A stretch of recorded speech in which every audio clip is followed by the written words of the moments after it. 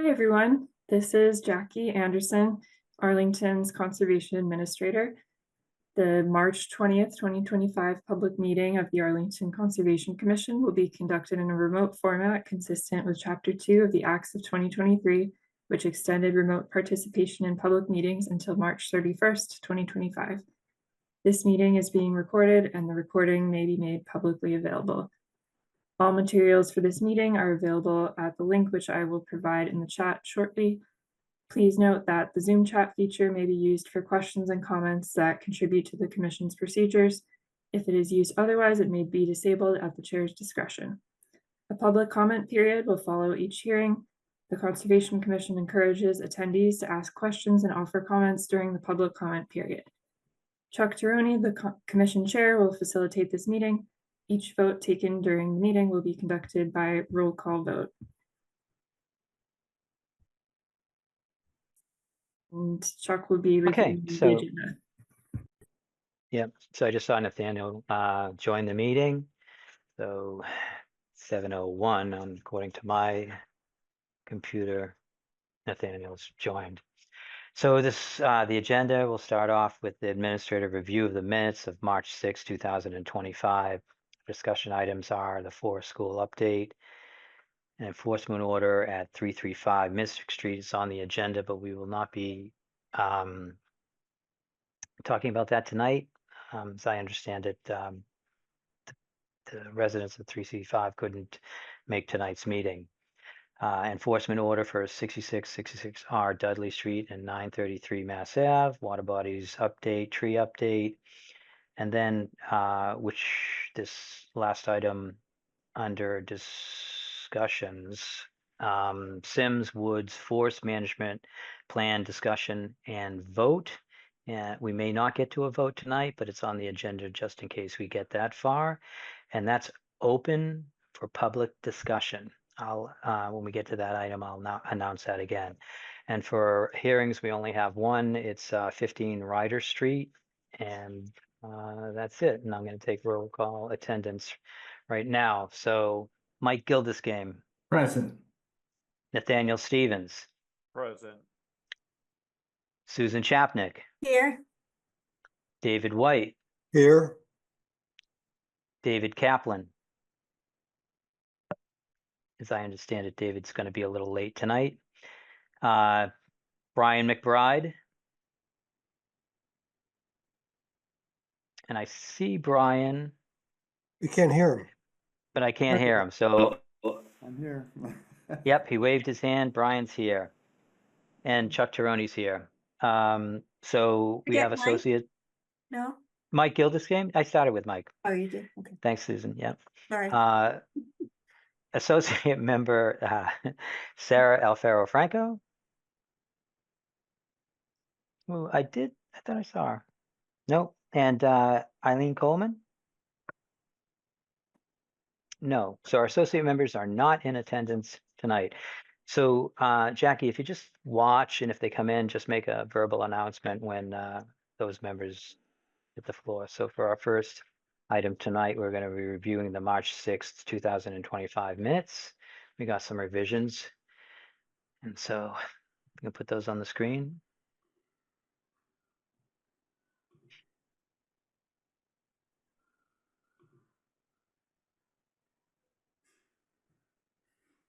So Nathaniel, I saw you sent revisions today, but I had sent revisions yesterday, so I'm not sure if they both got merged. Okay. So. Yeah, I was just looking for mine that I sent. Because I know that Jackie should have mine because I sent them yesterday, but I'm not sure if she got yours. Jackie, are we close to? Oh yeah, I sent them to David. Sorry, that's why. Oh, okay. And David, I didn't know David was sick until I. Yeah, no. That's sorry. Should I send them? I can forward them to Jackie now. Yes, that would work. Okay. But Jackie, do you have mine? Sorry, Jackie. Or not? I do. Okay, so you could put mine up and then Nathaniel will send you his, and then Nathaniel, if you could just speak to, well, this paragraph I had some changes and she can just incorporate it Yeah. later. Maybe that's the easiest way. And Jackie, while you're doing this part, I'll let the people, anyone who comes in, I'll let them in, so you have less things to do.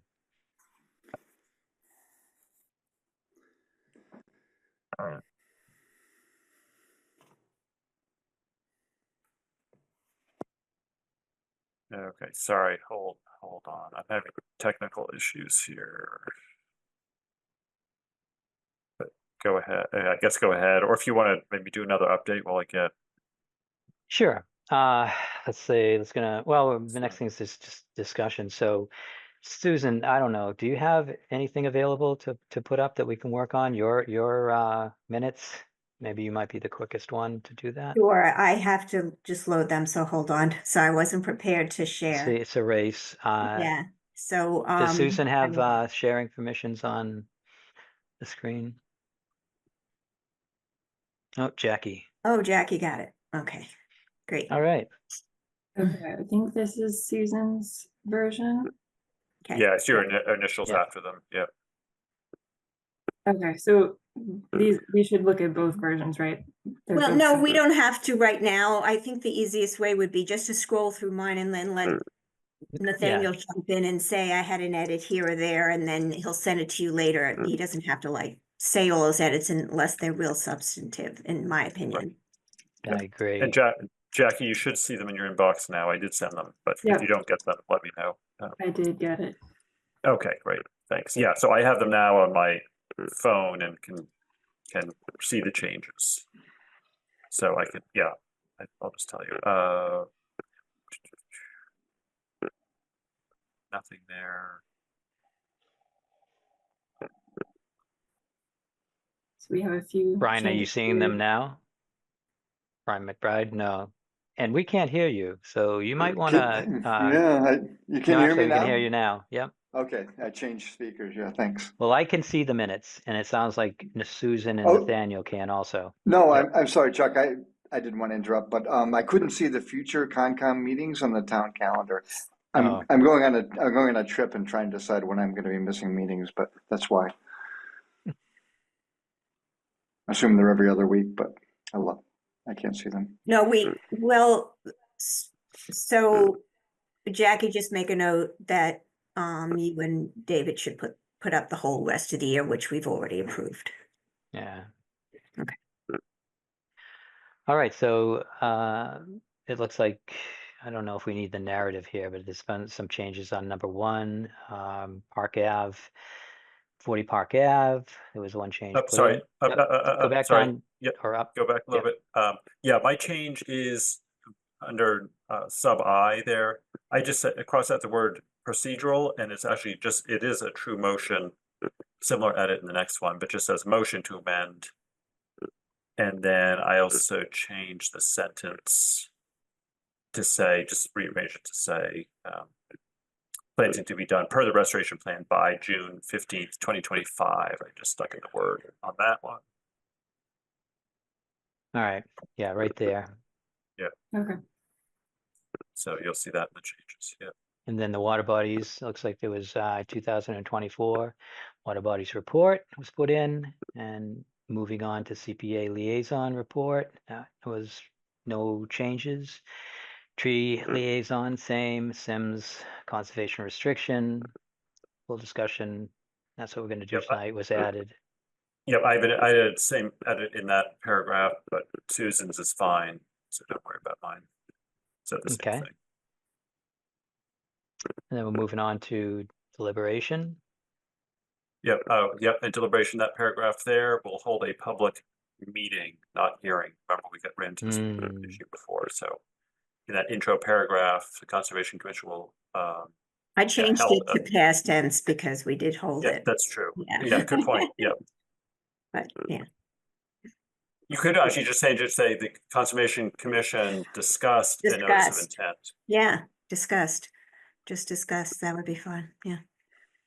Okay.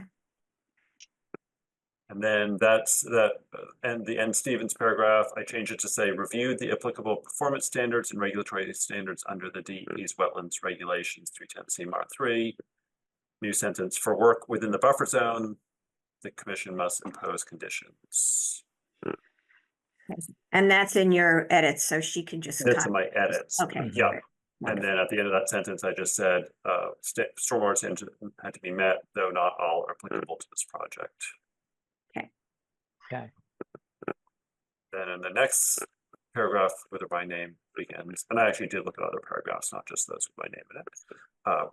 It says, and Stephen said that in the comprehensive permit, the zoning board requires 2 to 1.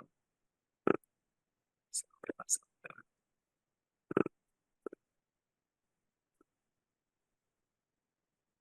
And here we have the specific conditions. Was there anything else in these few paragraphs? No, again, the other paragraph with my name, again, it doesn't look like I only read 1 paragraph. I just said, and subject to peer review after the words and throughout the hearing process. Okay. Standards 2 and 3 were the subject of significant discussion throughout the hearing process and peer review. Yeah, so I think that we should all listen, look at the minutes. I looked at these briefly, but now as we're going over them so slowly, I had a lot to say during Thorndike Place, and I see it's Yes, you did. definitely Condensed. Susan and Nathaniel is all I see right now. No, you are in the end, but Yeah. I would encourage everybody to look at Yeah. these if we maybe don't want to vote on them today, Approve them right tonight. now. Yeah. Because we know that this is going to get scrutiny and we want to make sure that we captured what you said correctly, which is difficult sometimes. So that's why I made certain. So who did the changes. minutes? It was Jackie, right? It was Jackie did. me. Yeah, Yeah. yeah. So okay. So I didn't do so- word for word. I definitely cut out some portions. Well, we've just to told be her not concise, to do but- it word for word, but this is a very sticky, Yeah. right? It's a very Okay, sticky so let's project. just move on, but just understand that maybe these won't be approved. Let's hear from the rest of the commission on that, though. Okay. Yeah, I can try and put together a draft that incorporates both suggestions from Susan and Nathaniel and then send that out or put it in the folder for everyone to look at. Do we want to wait to approve these until we've seen the final version? Well, maybe. Okay. Why don't you keep scrolling? Because it's longer than this. Yeah. And Yeah. there is and- this, and I then did have another side. See, edit. Chuck, you have a whole paragraph there. So, yeah. I had more edits in my paragraph too. And again, I was just trying to characterize what I Yeah. was saying too. So Exactly, and that's why I'm saying it's yeah, important that other each people of should us do that. look at what we had, what we're documented to have said that it is correct, I think, Yeah. in this case. Mhm. Okay. Yeah, Let's. so I like Jackie's idea of just combining mine and Susan's edits, resending it out, and then we can Yeah. review it next time. And David Kaplan's not here either, and that's important. So. Well, that's true, because he Right. had some statements, and then Brian could look at his statements if he hadn't a chance, Yeah. so. So Jackie, if you could just, when you do send them out, if you could just summarize that note about everyone should look at it, Thorndike Place, the whole minutes, and make sure that what you said is captured within them. So that was our discussion. All right. All right. So I don't think there's any need to continue with this. I agree. Yeah. I agree.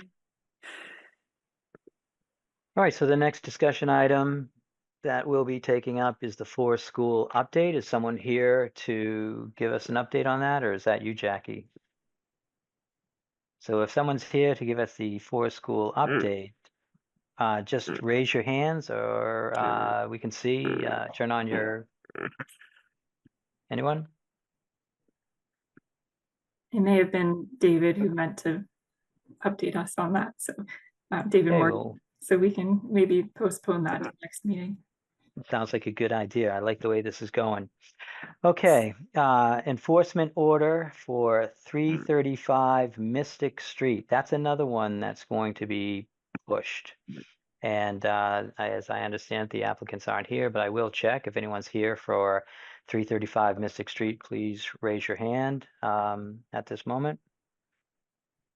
Seeing none, I want to move on to the enforcement order for through 66 and 66R Dudley Street along with 993 Mass Ave. This is an enforcement order. Again, this is something that David is mostly in charge of, but is someone here to talk about this tonight? Yes, Franco Pasquale here from 993 Massachusetts Ave. No, thanks, Franco. Yeah. Is there anyone else with you tonight? No, just myself. Okay, so can you just give us an update? Do you need to share the screen? Yes. Okay, that should be either here or coming along soon. Yeah, and can you see that? No, we'd see, I don't know. We're not seeing the document. Yeah, Just a piece, menu. Just try it again. Yeah. Let's see.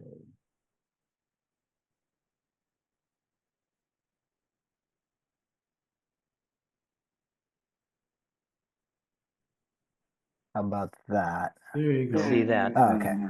Okay. So, just as a recap, we met a few months ago. This property is the 66R Dudley. However, what you see here in the red is owned by 993 Massachusetts Ave Millbrook Condo Association. And basically what happened is the property owners of 66R filled land, put in some landfill, and we have the enforcement order to deal with that. So we presented a concept, not necessarily a plan, but a concept a few months ago in terms of removing this fill. And as part of that, we had a couple of action items. So one of them was, you'll see on this survey, these elevations, 72, 74. We found out those are feet and that those are current. And that's important because if you're looking at the property, you can clearly, it's actually in let me share the photos. Looking at the side of the property, you can see there's what they have on 66R is, I measured it, it's about 46 inches. And if you look at the survey, that's reflected, you can see 77 feet here. And, if you go across to that other property, it's about 4 feet lower. So we know that that's current. And what we think that reflects is, that property was filled in, and that what we have on the neighboring property is probably the original. So that was one action item, what are those elevations and are they current? Second one was there's this drain easement. There is in fact a drain. I have a photo of it, but coming out of that drain easement. So that can put a constraint in terms of how much fill can be removed to the right there. And then the third thing were there are two large trees. I've got them kind of identified roughly with those large circles. We had an arborist look at those trees. They are currently not being impacted by the fill because, according to the arborist, half of the tree is not covered by the fill. So this one to the left, actually, it's a bit over, and half of it is on that other property. So, according to the arborist, as long as the root system, half of the root system, is exposed to oxygen, then the fill shouldn't impact the tree. He looked at the tree; they look healthy. Same thing with the lower tree here. Half of it is covered by the fill, but the other half is exposed, and the root system wouldn't be impacted. However, if excavation does occur, he noted that it should not be closer than 3 to 5 diameters of the tree, which is pretty significant because this lower one is a good 2.5 feet. It looks like about 2.5 feet wide. So, and I take that as like, just be cautious because there's fill on top of that. So technically the roots are way below. So we shouldn't go lower, but it's more of when excavating, approach carefully within the 3 to 5 diameters of the tree. Just to Uh, interrupt so- quickly, Sure. Associate Commissioner Eileen Coleman joined the meeting. Thank you, Continue Jackie. on. Franco, I just had a question about, I thought you said don't work within 3 times the DBH, or was it work carefully up to the trunk of the tree? Which one is your advice? Well, don't excavate within 3 to 5 diameters. However, the portion that is the fill is already above the root system, so that should not impact the trees. If we were excavating and if the advice was to go lower, for instance, on this other side or anywhere where there isn't fill, then clearly that would be a case of Okay. do not, but where the fill is, that's already above the original ground level. Whoops. So I think based on that, I will take that to the owners of the Dudley property. And at this point, they have to come up with a real plan because, we have a concept. It's not, it's obviously not a plan and wasn't approved by the commission, but we have a starting point. We know what the constraints are, and they have to come up with a plan of how they remove that fill. What are they going to, put in place of that fill? Present that to the commission, and then, based on the volume that's removed from that area, possibly having to go further into their land to compensate the brook. But that's basically where we are. We'll recommend an engineering firm that we've worked with that can help them do that. But ultimately, they have to remove it because they put it there. At least that's the perspective from the Millbrook Association. Okay. Yeah. Are you ready for some questions? Sure. Sure. So I saw Mike Gildersgame with his hand up first. Sure. Thank you for the presentation. I would urge that when the plan is actually developed by the engineering company, that it gets signed off on by the arborist to make sure that those recommendations are included in the plan. Okay. David White. I'm just wondering if perhaps the tree should be removed to allow more lower, remove more soil to make it basically more the floodplain. I mean, it's nice to save the tree, but if that really affects what we do in terms of lowering the floodplain, that's a concern. Yeah, I mean, given the size of the trees, it looks like those trees were there for many years. So I guess that would be, a question. Are we trying to go above and beyond what was originally there, or are we trying to restore at least to, the original level? But yeah, I mean, obviously, I can't answer if that's something the commission is looking for in terms of removing the trees. Then that would be a pretty, yeah. It's because the level is much higher than adjacent properties. So I mean, I wonder when that happened, but it is a big difference. Yes, but clearly, especially that adjacent property, half of the tree is exposed to that other half. So you can actually see, like, on one side you can. I'm talking primarily about the one lower one next to next to Millbrook. I'm not so much concerned about the one next to the property, but the one next to Millbrook. Yeah, the same thing. Like toward the brook, you can see a lot of the tree, and then when you're on the property, it's covered. So we know 100% that fill is covering a good couple of feet of the tree. But again, I can't speak to, I mean, when they present, then if that's something you're looking for as an option, There is a possibility. That's all. yeah, okay. So I saw Brian and Nathaniel at the same time, so I'm not sure which one wants to talk next. I defer to Brian. Well, do you have a tree question, Nathaniel? Because mine's not on the tree. Oh, yes, actually I do. Thanks. Okay.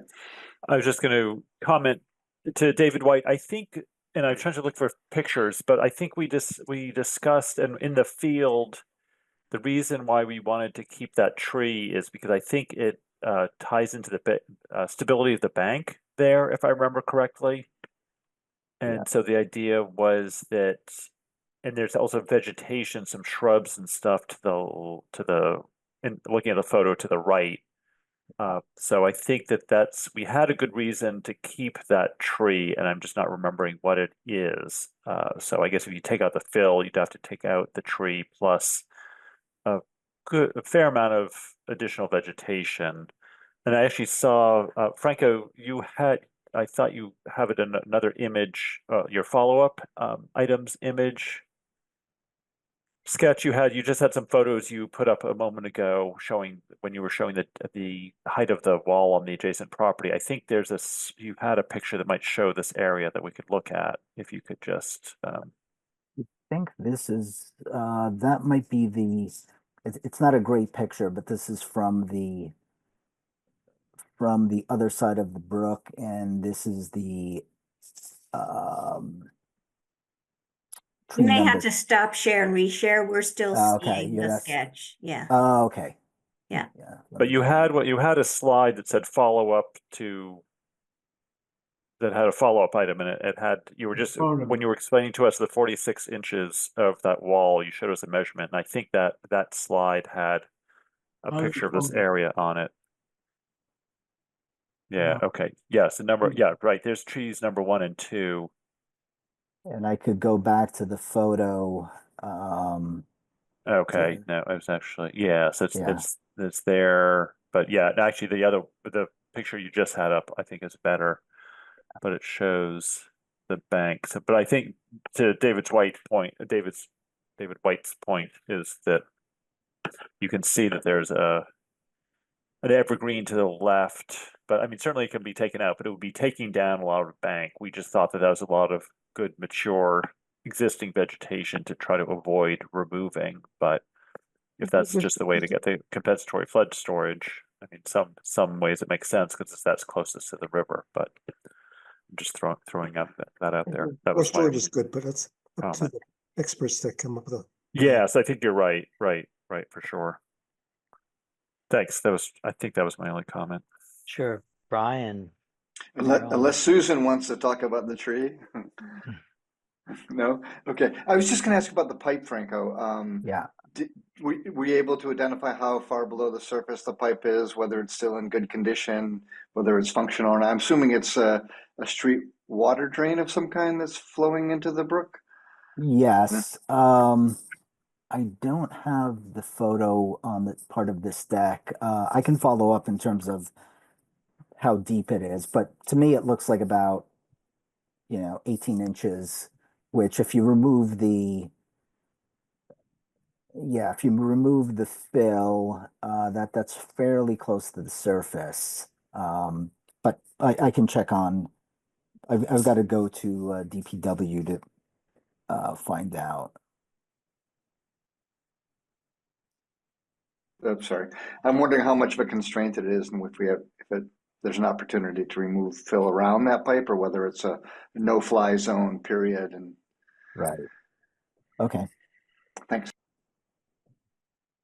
That's Susan Chapnick. Yes, I'm going back to the tree. My understanding is from your explanation, Franco, and tell me if I'm wrong, is that we can remove fill in that area. We just maybe need to be cautious near the tree, near the brook. And I think I would like to see how much fill we can remove, and keep both trees, as an option.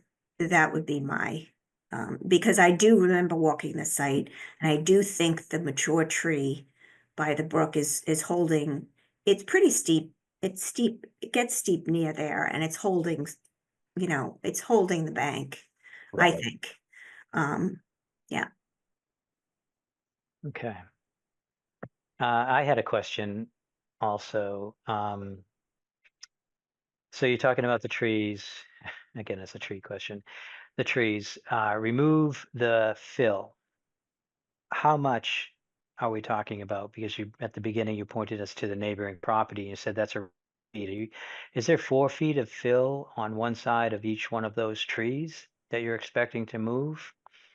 And you just, the drain was only 18 inches underground. Is that under the fill or under the original soil layer?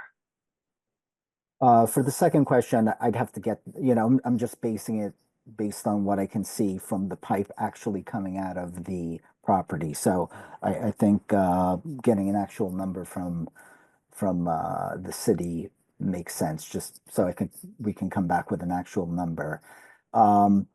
It depends on as far as the fill level, let me see if I get that photo with this one.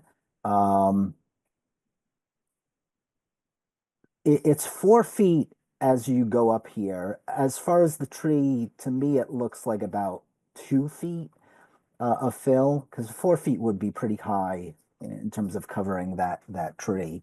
And again, it's only half of those 2 trees that are impacted by the coverage.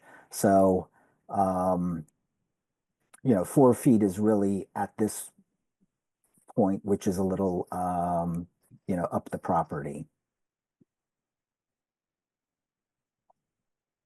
Okay. Are there any other questions from the Conservation Commission?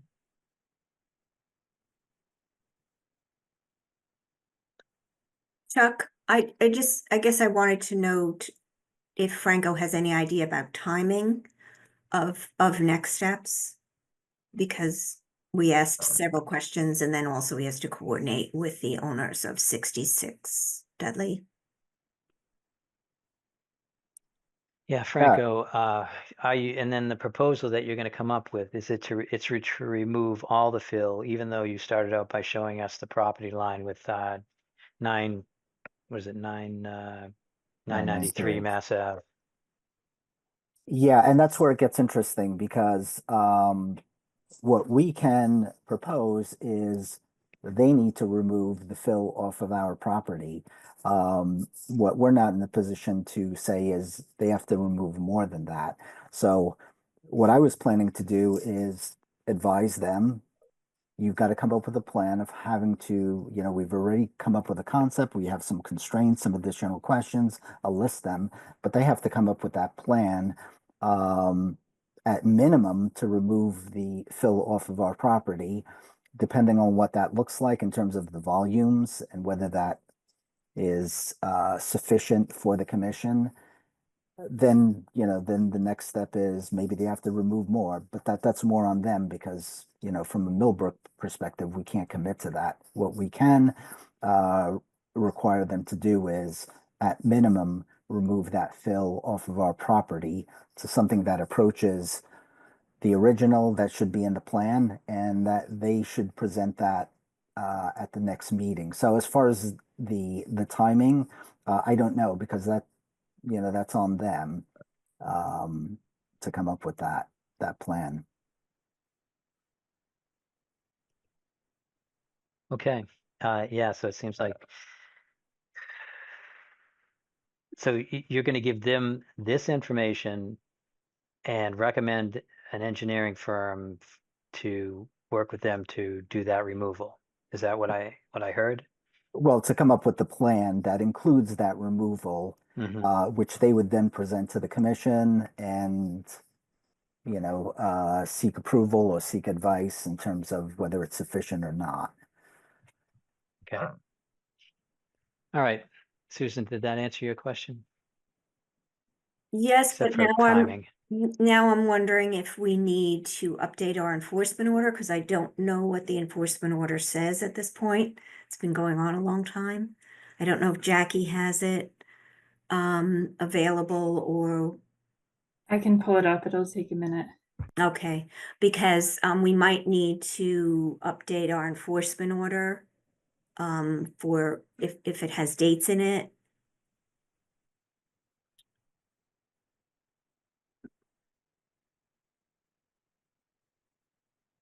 Right. I think too, we have fill on 66R besides this on this property. So what's the plan for that. Right, so we had the same exact enforcement order for both properties.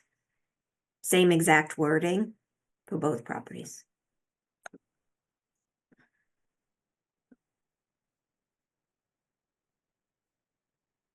Yeah, so David was asking what happens at 66R. This is specific to 993. And I think what I heard was will be presented to remove the material on 993, and the commission will decide at that point if it's enough, or to send 66R back and ask for more removal. I think it's gonna have to be more removal because the stone wall that is between the two properties now along 76 Dudley, that 66 Dudley put in extends further than that little piece that belongs to what Franco's representing. Therefore, it was filled all behind that stone wall. So I think it's 66 has to remove more fill. Let's do something, I think. I mean, we had discussed this before, and Nathaniel made a little sketch, and it was more than just this area. Now, I believe so, probably, yeah. I do understand why we're talking about this area. It makes total sense because that's what 993 needs to deal with. But Certainly. unfortunately, we don't have 66R here representing. So I have a quick question, and that is exactly where is the property line here? Is that stone wall and fence on the neighbor's property or on this property? Because if we're talking about removing a part of some of that stone wall and fence, and it's on the neighbor's property, we have to involve them as well. I don't know if it's on their property or not. I did talk to the owner there on one of my site visits. She didn't build the wall. Yeah, that's my recollection. 66R built it built the and wall, filled behind it, and she was unhappy about Yeah. that because now she has a pond in her backyard Got when it. it rains. Got it. Basically made a pond. Yeah. So I found an enforcement order that was amended in August 2024. I think that's the most recent one that I see. Right, and I am concerned that it's way out of date, but maybe it's generic enough that it's not, so maybe you can put it up and we can decide. Yeah, so David Kaplan's coming into the meeting right now. Great. So, I thought we had a more recent one. That's Can you see this? I seems did long too, ago.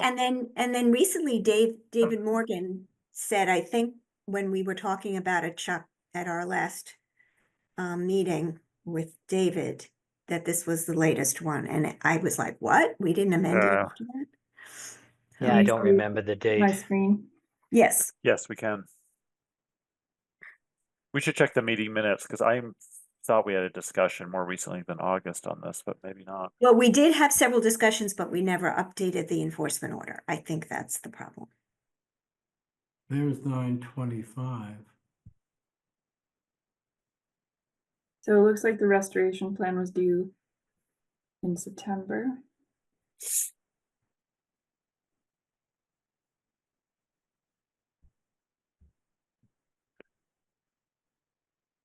And they were required to attend the August 1st meeting.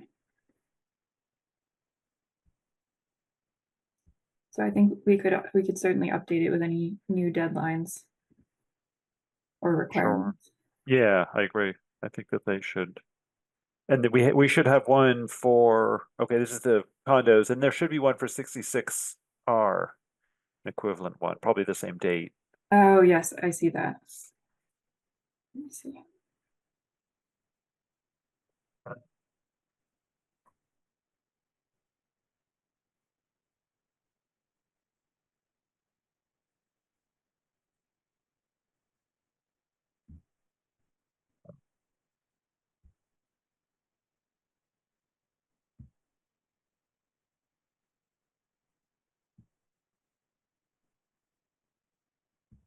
So I think we decided that they're both the same.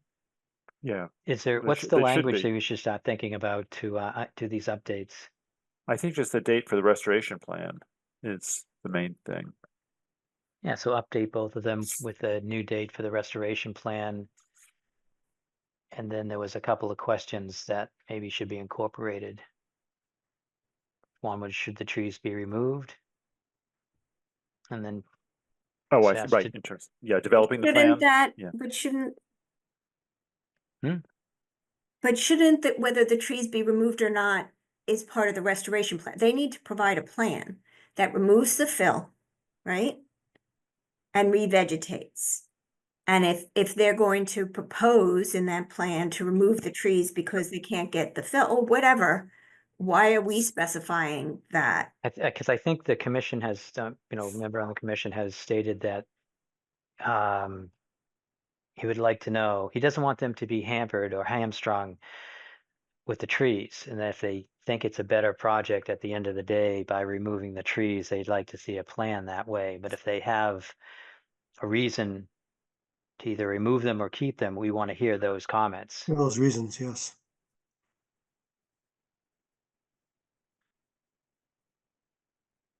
Could you scroll back up? Yeah, so this is What the does it say there? 66 Removal yard. of all fill, wait a minute.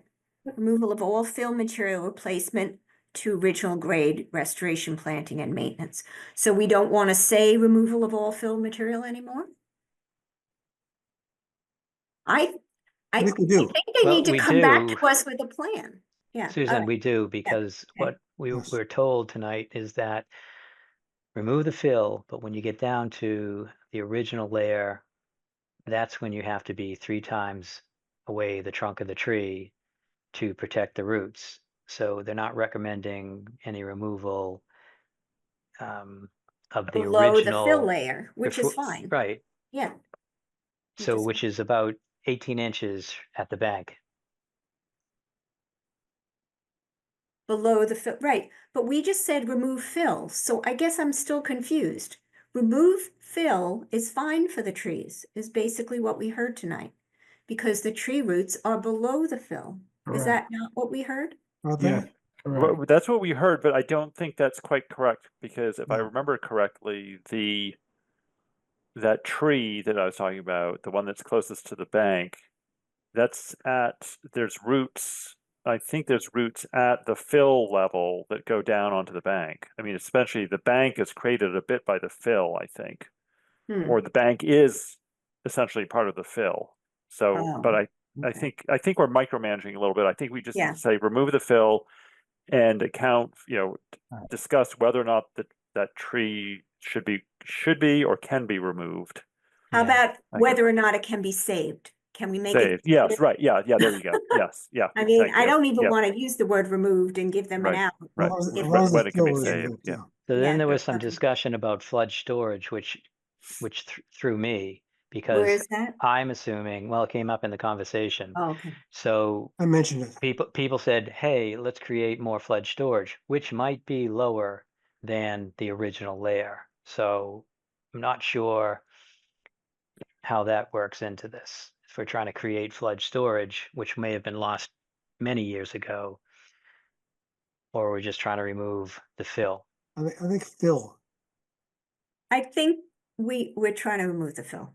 We're trying to remove the fill and recall, and I don't have my sketch, but recall that there's additional, they need to remove additional fill on the western part of the property because we're allowing them to keep fill on the eastern part of the property so they can still use it. And we decided that that's, behind the shed, behind the buildings, it would be hard to remove that fill from that area anyways, and it would really compromise their ability to use the property, and any work that close to the brook would be detrimental. So the idea was to move some of that, instead of removing it from there, they were going to remove extra fill from the western part of the property. So not deeper than the pre-existing grade. Right. And I'm saying that's prior to being filled, but they just need to go farther to the north or farther to the north towards the street. Street. I Right. think was the idea. Right. So, Right. so I And- think it's fine as it's Yeah. specified there. And they just need to come back with a restoration plan that involves these things: removing the fill material, replacement of original, replacement of original grade. That doesn't make sense. Remove all fill material to original grade, restore the area, with a planting plan, and come up with a maintenance plan for the plantings. And we did have letters that went to them, so I don't understand the difference between updating an enforcement order and sending a letter. Because we did have subsequent letters with your sketch. Okay. Yeah. So Yeah, I and I don't haven't seen quite those, yeah. understand all this, but, Sure. Well, that's yeah. fine. We can do both. I mean, we can update the Yeah. enforcement order as well. With that, you're not precluded from sending a letter Right, to help them understand, develop the enforcement order, Okay. comply with the enforcement order. got it. Yeah, it almost seems like there's a need for a plan also, and then another update to this enforcement order, because this would read better if it said remove all fill within the work area, something like Right. that, if we could define the work area on the plan. Because like Nathaniel just said, he wants to save it around that shed area, which if we took it out from that area, they would have no use of the back half of the property. Right, And we wouldn't be So a able little to wordsmithing protect. here and then Yep. some dates. So I think what we want to so- have them do is present a proposed restoration plan, not a final restoration plan, but that sounds good. Proposed draft. or draft proposed by a, draft by a restoration certain plan. date, yeah, Yep. and then we'll update it again, okay. So That I would sounds- say, So to be realistic, I would say about 2 months, because I guess Franco's got to get hold of these people, then they've got to hire and find an engineer, and that engineer is going to need time to do the work, or that engineering firm. Yeah, and I believe they are out of the country and return on the 31st. Okay, well, if So- they're out of the country, they still have access they to see email. phones. So yeah, their phones. So what about May 15th, May 1st, something like that? That's kind of 2 months-ish. May 1st is closer to 6 weeks, Chuck. Oh, wait a minute. Maybe Sorry later, about late that. May. So maybe for our May 15th meeting. April, May 15th. Well, yeah. May 15th. But we want something submitted ahead of time, so I would say May 9th. Right? Then that can be sent to us to look at. Let's do the Thursday, the May 8th. So Okay. submittal by May 8th and attend the May 15th meeting with a draft. What do you want to call this? Draft restoration plan? Yeah, restoration. Yeah, restoration plan covers everything because we're essentially restoring to prior conditions. Yep. Draft plan, and which will be discussed at the May 15th meeting, and they're encouraged to attend. But let's get the this other stuff, which will help them understand a little bit more. So a draft restoration plan that removes the fill to the original grade.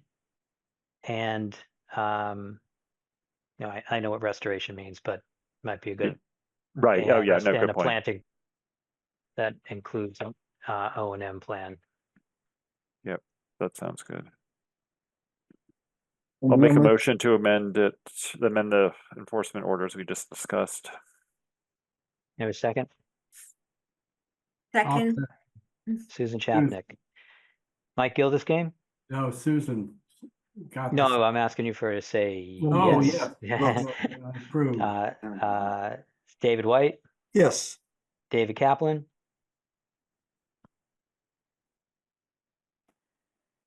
Can't David, hear did you answer? David Kaplan? Oh, sure, thanks. Brian McBride, Yes, Nathaniel Stevens, Yes. Susan Chapnick, yes. and Chuck Teroni says yes. Did you get David White?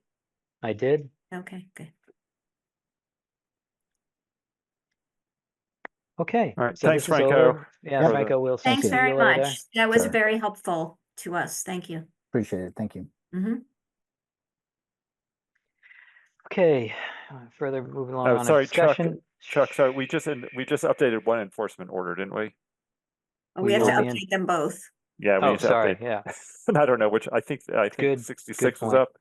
So I make a motion to amend the other Ni- enforcement orders. 993 Mass Ave. Second, 993 Mass Ave. Yeah.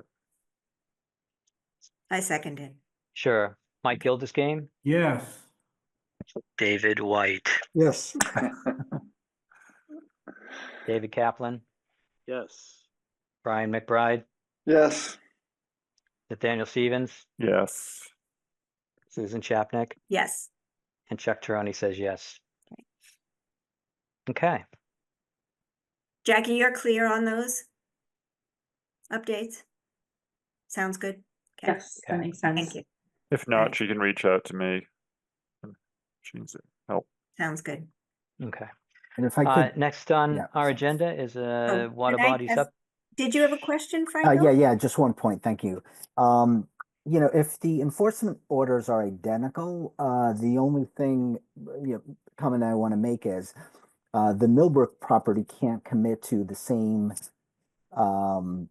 proposal that 66R Dudley does. So like if it's going beyond the property line, we can't do that. So certainly, it's our property, we have to deal with it, but if the enforcement orders are identical, they can't have an identical, I don't know what you call it, an identical, Restoration plan or Yeah. snow removal, because one would be more extensive than the other one. right, yeah. So we can assure that they have to commit to what they have to do on our property, but obviously they've got to go beyond what we would be required to do. So just a comment.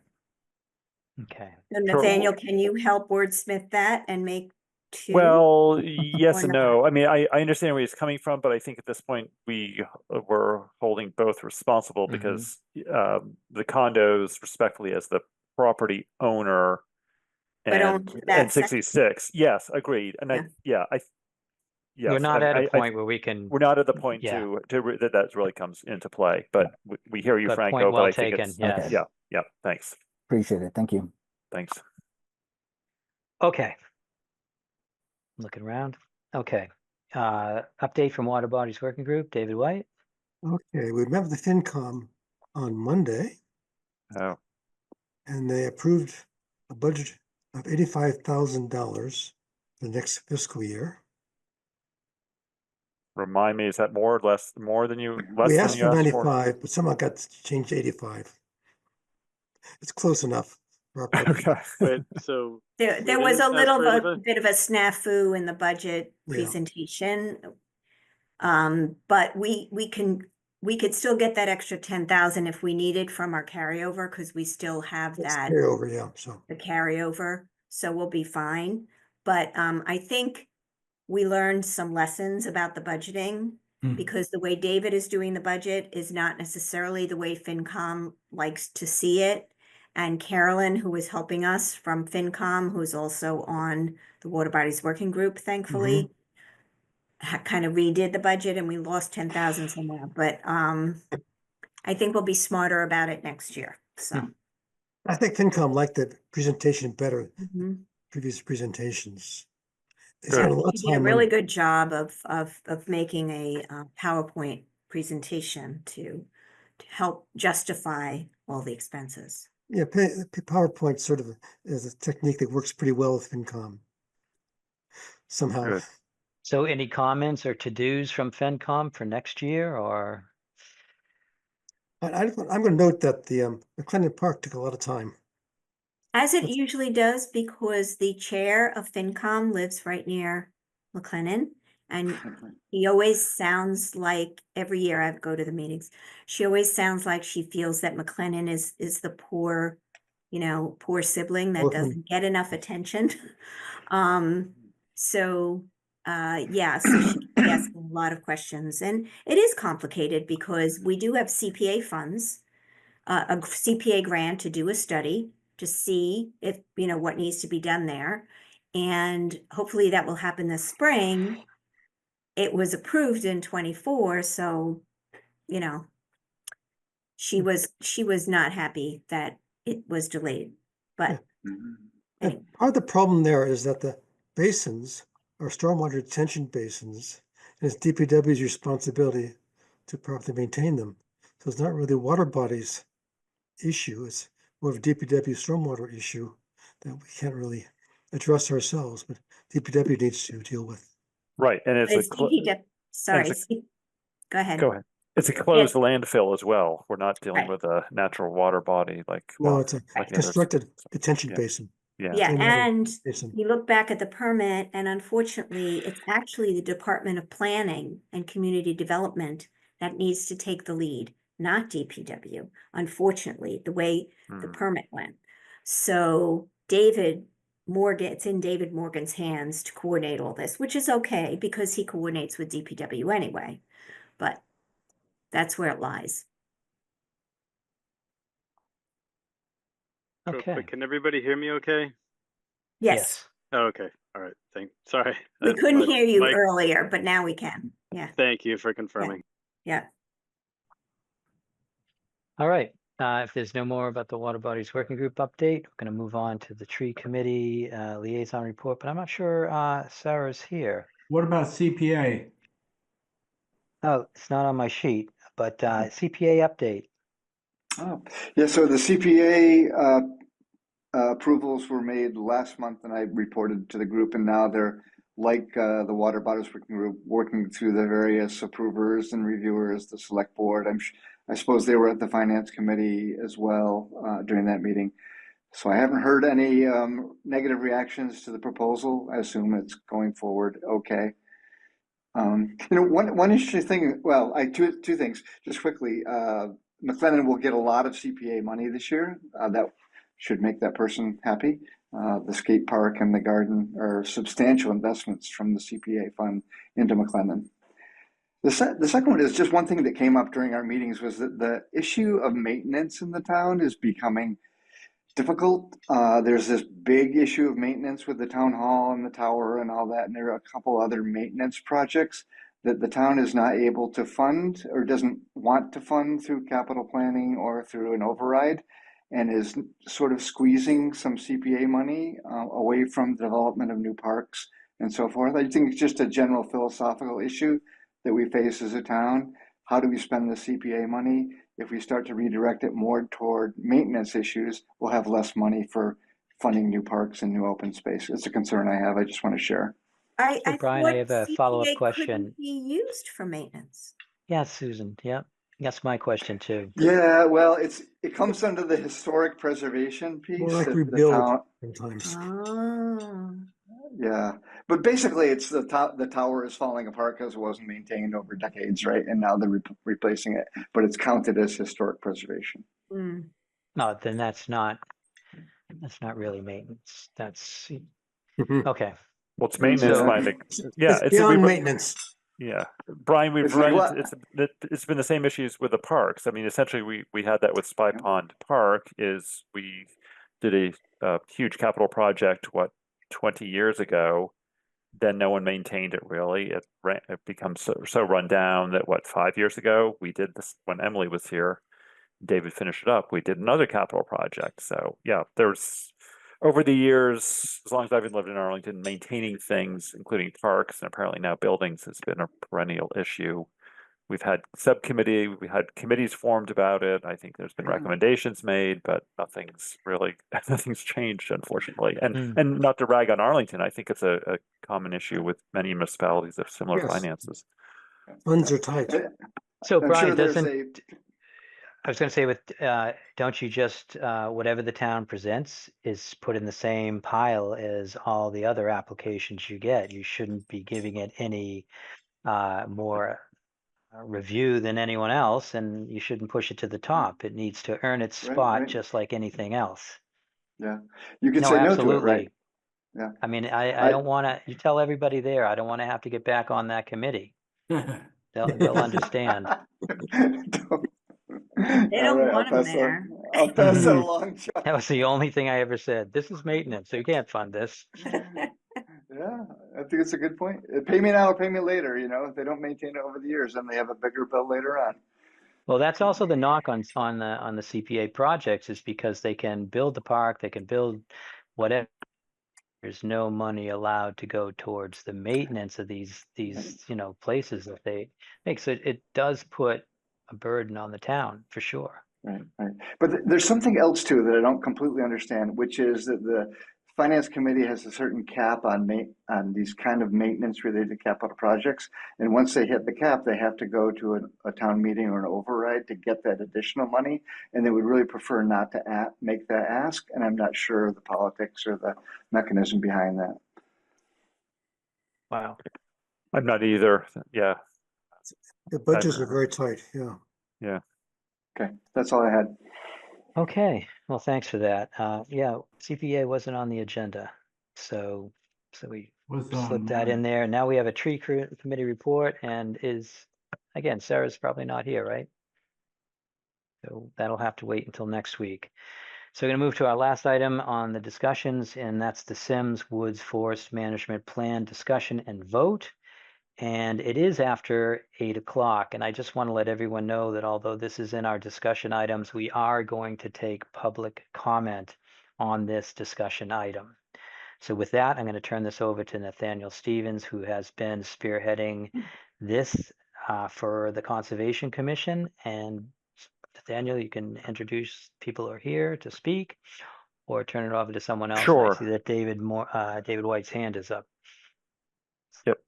David White, do you have a preliminary question? David White, you're muted. Are we skipping Ryder Street today?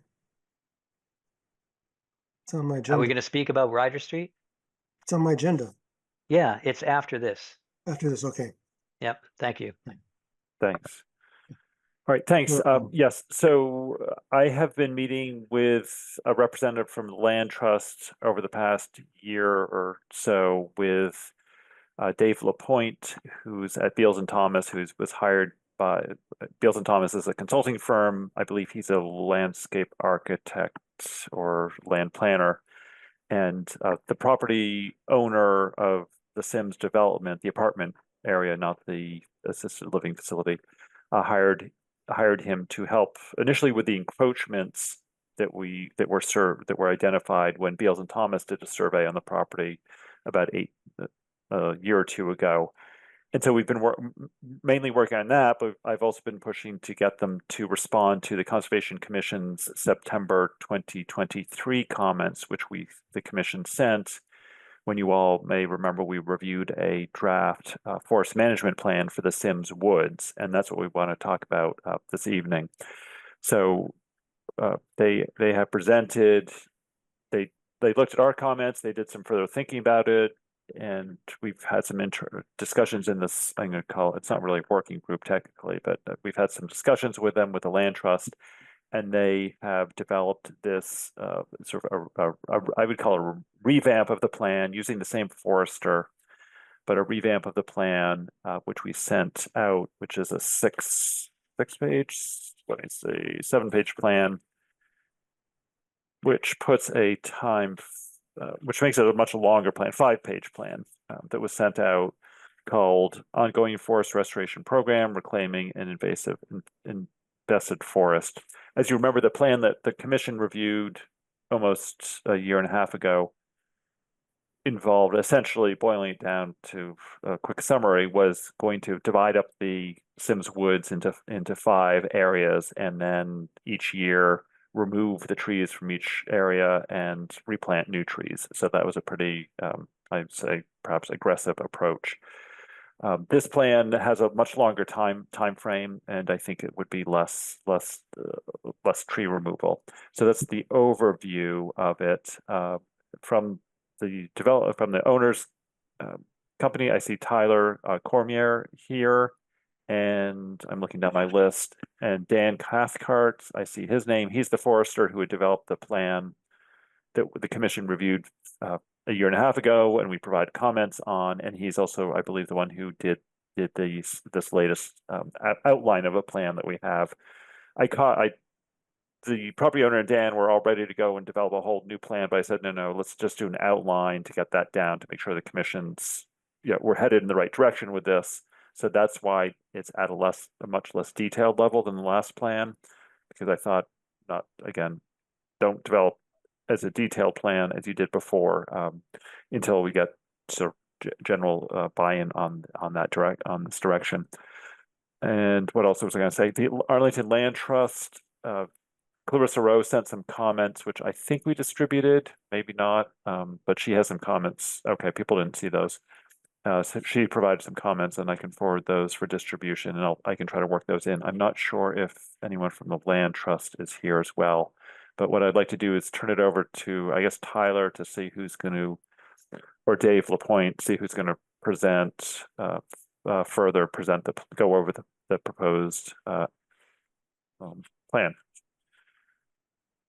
Yeah, I can speak first, Dave. I'm Tyler. I'm with TA.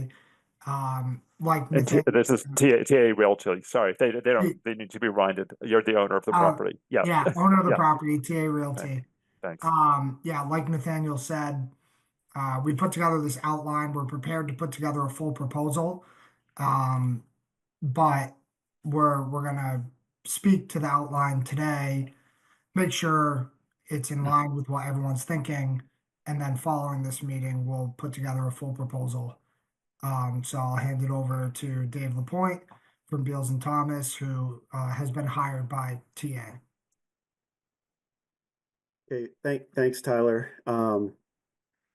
Yeah, just to further introduce myself, as mentioned, my name is Dave Lapointe. I'm a landscape architect with Beals and Thomas. Beals and Thomas has actually been involved with this property since it was being redeveloped as the Arlington 360 residential development back in 2010, 2011, somewhere around there. And again, as Nathaniel had noted, we were recently engaged by TA Realty, who is the most recent owner of the property. I believe it's changed hands over a number of years since it's been developed, to update the title insurance at the time, but also to work with arborist, who was mentioned and is on the call tonight, Dan Cathcart, to he identified and located, and then we prepared some plans depicting the locations of these invasive trees and invasive vegetation throughout the property. And as also Nathaniel noted, most recently I've been assisting with some of the encroachments that were identified, and working with some of the abutters to try to get some of those encroachments addressed. And now shifting gears to this aspect of it, Dan has most recently prepared this outline, which I hope has been distributed to everybody. Yes, at, yes, it on the should have been. commission. Yeah, and I think if we could screen share it if that would be easier, or maybe someone can. I'm just volunteering someone from the commission, or Dave, if you have it. I do If you'd like. have it. Okay. I don't know if I think you may need to be given permission. Chuck or Jackie should be able to I do think that. Jackie's I can share it if you want. Oh, there. got it. Dave's got it. Yep. Go. Okay.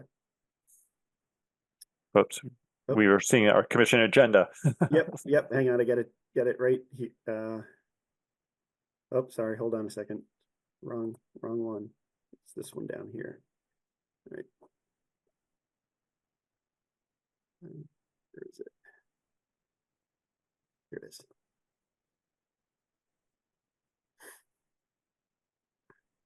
Okay, now can you see that? Yes. Yep. That's it. Great. Thanks. Great. Yeah, so this outline refers to a few different phases, and as you can see, as it starts off with phase 1, years 1 and 2, initially there you can see it's actually noted completed. So some of this is actually already done, as it's described within this document here, with then additional phases over future years, as hopefully this plan is to be implemented. But as I mentioned, Dan Cathcart, the arborist, he went through the property, very detailed, and I believe at the time used a GPS unit to locate individual trees and other invasive species throughout the conservation restriction area, which we then plotted on some plans, which was then incorporated into his report that he had prepared as part of that. and will be used moving forward to identify individual trees to be removed or areas of vegetation to be addressed as well.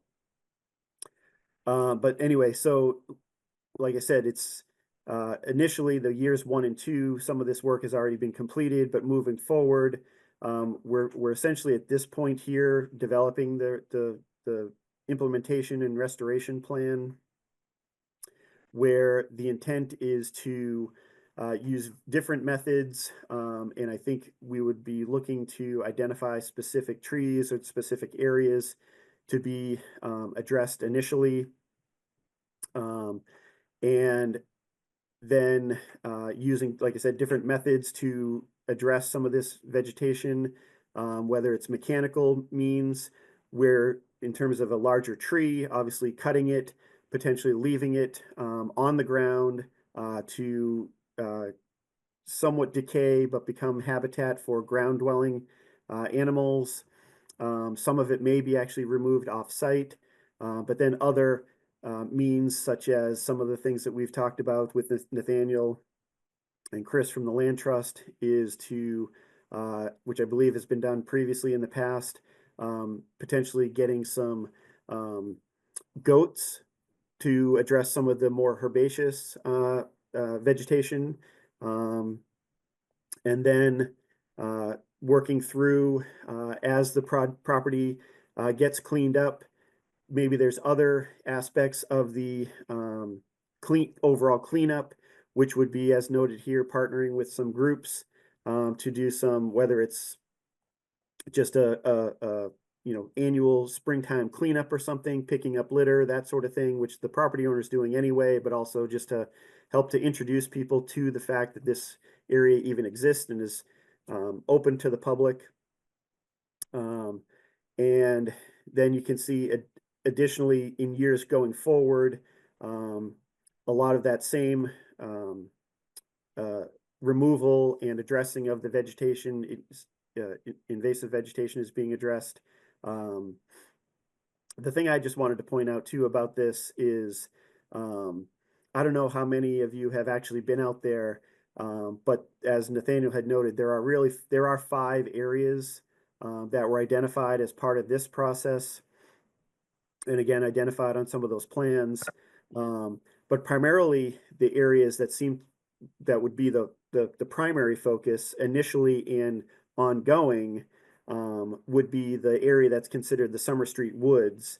That's obviously the area right adjacent to Summer Street, the largest area of the woods between Summer Street and the Brightview Assisted Living Facility. There are some areas that are part of the conservation restriction area that are run along the perimeter of the property, particularly on the east and the west sides. And those areas, granted, they are part of this conservation restriction area, and yes, there are some invasive species in those areas, but those areas are very narrow and the topography is very challenging. So to try to get in there and remove trees or other vegetation could end up causing more, I would think, damage or impacts to those areas than really just having to essentially live with the little bit of invasive vegetation that's located in those specific areas. But anyway, the Summer Street Woods would, like I said, primarily be the focus area, I would think. But as I mentioned here, you can see again, mechanical removal talks about cutting and removing a material, leaving some on site, goats, to do address some of the herbaceous vegetation. And then as this removal is implemented, the idea also is to not just do a clear cut of the trees, which would potentially impact the overall canopy of the forest area, but be selective in where trees would be removed and how many at any one time. And then over time, during that same effort, would be reintroducing some native trees and shrubs to replant the area to, again, try to maintain that kind of natural forest feel. But obviously with the removal of some trees, we'd want to replace with new trees to maintain that overall forest. They also included in here some other things. You can see nesting boxes and such for, birds or owls, that sort of thing, perhaps. And then a continuous monitoring period going forward, just to, again, hopefully if progress is made to remove a lot of that invasive species, to then just not let it go, where then there's an opportunity for the invasive species to reestablish and, again, take over the woods area, but to continue to monitor it as advancements have been made, and not just let it get back to the point where it is today, but to continue to get it to be restored as a more natural, invasive free wooded area. I have some photos too, if anyone's interested in looking at some photos. If you haven't been out there, just to give a feel for what the area is like, if anyone's interested in that, if you want me to share any of those, or. Sure, Dave. Yeah, why don't you Yeah. do that? I think that'd be great. Okay. Thanks. Give me a second here and let me just find those.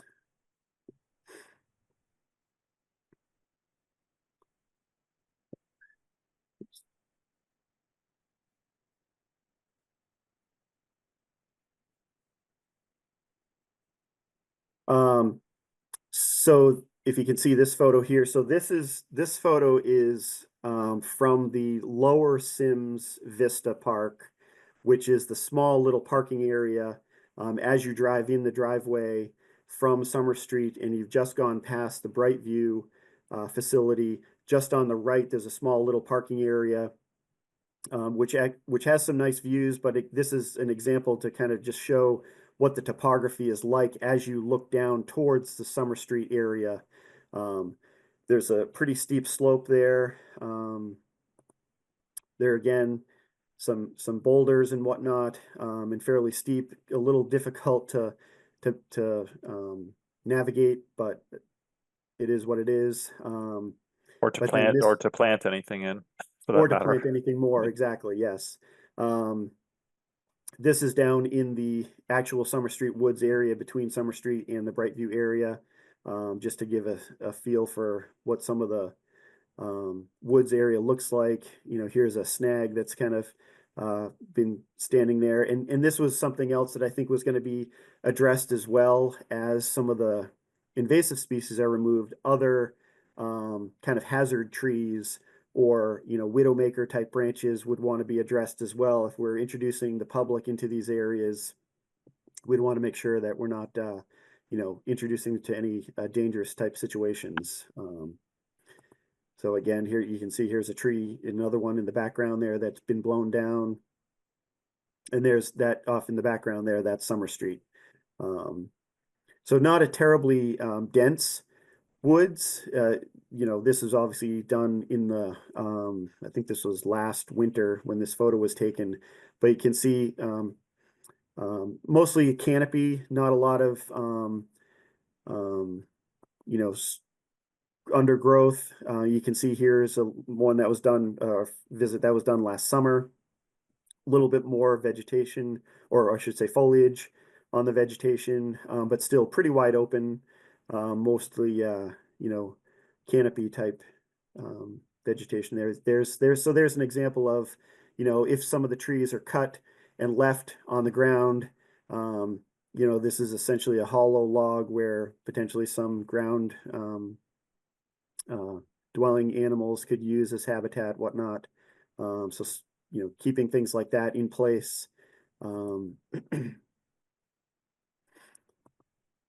Again, another tree that had been blown down. More trees. There's actually some sort of a burrow that was observed as well. So I'm not sure what was living in there, but could have been anything, I suppose. And then this was another photo of, this is, I believe, on the western side. So to the left are residences that are on Brattle Street, and the fence up at the top there is the essentially the edge of the kind of manicured or developed area of the Arlington 360 development, but you can see how steep that is. And that would be challenging to get any kind of equipment in there to remove any larger trees or whatnot. And may, like I said, be better off just leaving them be, unfortunately. Again, here's another one. Again, Brattle Street residences off to the left here. And there's the fence that divides kind of the Arlington 360 from the very narrow section of the conservation restriction area between essentially the fence and likely this stone wall here. So that particular case, it's very narrow.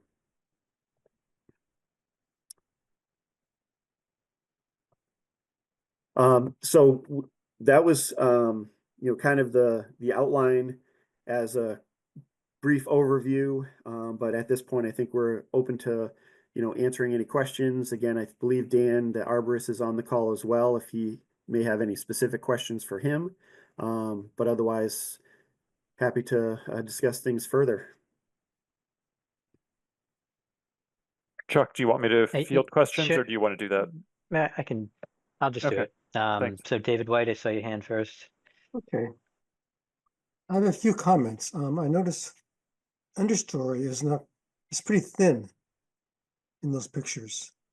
It also relates to the fact that Norway maples can, through their heavy coverage and shade and water removal, can discourage understory growth. So that's something I think to keep in mind, not just especially groves of Norway maples can really suppress other plantings. I think it's good to leave things on the ground for habitat value, definitely. Hi, David. This is Dan Cathcart, and I'd be happy to address that point. And that was one of the big concerns we had after kind of the initial go around of let's get rid of invasive species, because Norway maples are officially invasive species. But as a group, a year and a half ago, last time we talked or whatever, we decided that removal of all of them is A, not practical, and B, would just kind of I'm not change the saying whole remove them scope of all, I'm that. just saying that we No, but we want to selectively do that. So we do, maybe we have. leave open openings for other things to come up. Exactly. So that is the thought process and the methodology that we would like to use there. So we're on the same page there. Definitely thin them out quite a bit because thick coverage will just suppress everything else. Exactly. If you can see my screen now, this is one of the plans that I was mentioning where Dan had identified a lot of the trees and other vegetation, invasive species of vegetation throughout the area. And you can see the blue dots are, if you look at the key over here, the Norway maples.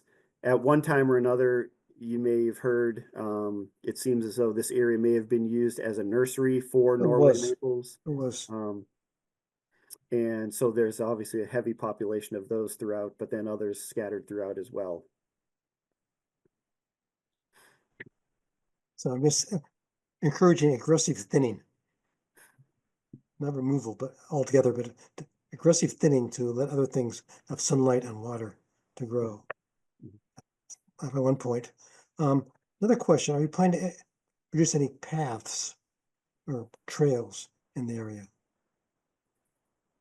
Yeah, I think there is some plans to develop some walking paths. Again, I think primarily the focus would be within the Summer Street Woods area. These areas that are down here identified as Area 2 and Area 3. That's where it's the largest actual wooded area where there's actually where the areas are somewhat navigable. As I was mentioning, this is generally the area of that lower Sims Park, where there was a pretty severe drop off there with a lot of those boulders and whatnot kind of forming that slope along this edge here. And then also that's somewhat steep when you head down towards these adjacent residents in this area. On the western side over here, some of those photos I was showing, like I was saying, this is Brattle Street here. There, the sections of the CR are pretty narrow to begin with, but also just pretty difficult to try to navigate. So I think if any paths were introduced, it would primarily be in the Summer Street Woods area here, maybe a loop of some sort or something like that. I'm thinking of what people would like to do. I think it might be nice to have a path somehow from the overlook to the lower level. I think people like to climb up and look and come down again. So that's just in terms of desire. Kind of through this area here, somewhat maybe. So some way just people can go from the overlook to the lower level and back again. Sure. I'll stop for now. David, so, sorry, Chuck, can I just follow up on that? I think the original thought when the forest management plan was considered and developed, 15, 20 years ago, was that once the forest management plan got to a more final stage, that location of paths and trails and the number of trails, or even whether there were going to be trails, was going to be decided through more of a community process in terms of getting public input on that. I think the idea was that there would be a friends group, an established friends group at that point that would help provide some input. So I just want to provide that as some historical sort of perspective. Thanks, Nathaniel. I just want to let people know that we're going to go through the commission first and then turn to anyone attending tonight's meeting who wants to make a comment about Sims Forest Management Plan. So next I saw Brian McBride. My question is the more concrete plans for action. Is that something that we talk about at this point? I'm wondering specifically what's going to happen this summer and what the budget for those activities might be. I don't think so, Brian. I think we're at this point they're looking for sort of buy-in and perspective on the overall plan rather than getting into budgeting and specifics. And there has been discussion. And I think this is something looming in the background is, again, who's going to pay for it? There is some sense, I think, from the town's point of view, that the property owner is responsible for a good portion, if not all, of this forest management plan. And they've been so far they've been, which we're grateful for, they've been paying, Dan Cathcart and Beals and Thomas to develop these things. Frankly, I think one of the things that they were balking about was with that 5-year plan is that was going to be a lot of money to spend in 5 years. And one advantage, I mean, just for a minute, putting aside the ecological reasons to abandon that plan and go for something more long-term is also the financial reasons for them. And Tyler can correct me if I'm wrong, but my understanding from our conversations in our small group is that the property owner is much more comfortable with, at least with the concept. They may get the price tags and it may still be outrageous, but they're certainly more amenable to exploring and inclined to fund a longer term, more concerted effort like this. But before we get into those specifics, at this point, we just want to get Commission's review and approval for this approach, as Tyler said, before they go in and they develop a full-blown plan. Gotcha. Okay, thanks. That's correct. Yep. Sure. Thanks. Okay. Susan Chapnick has her hand up.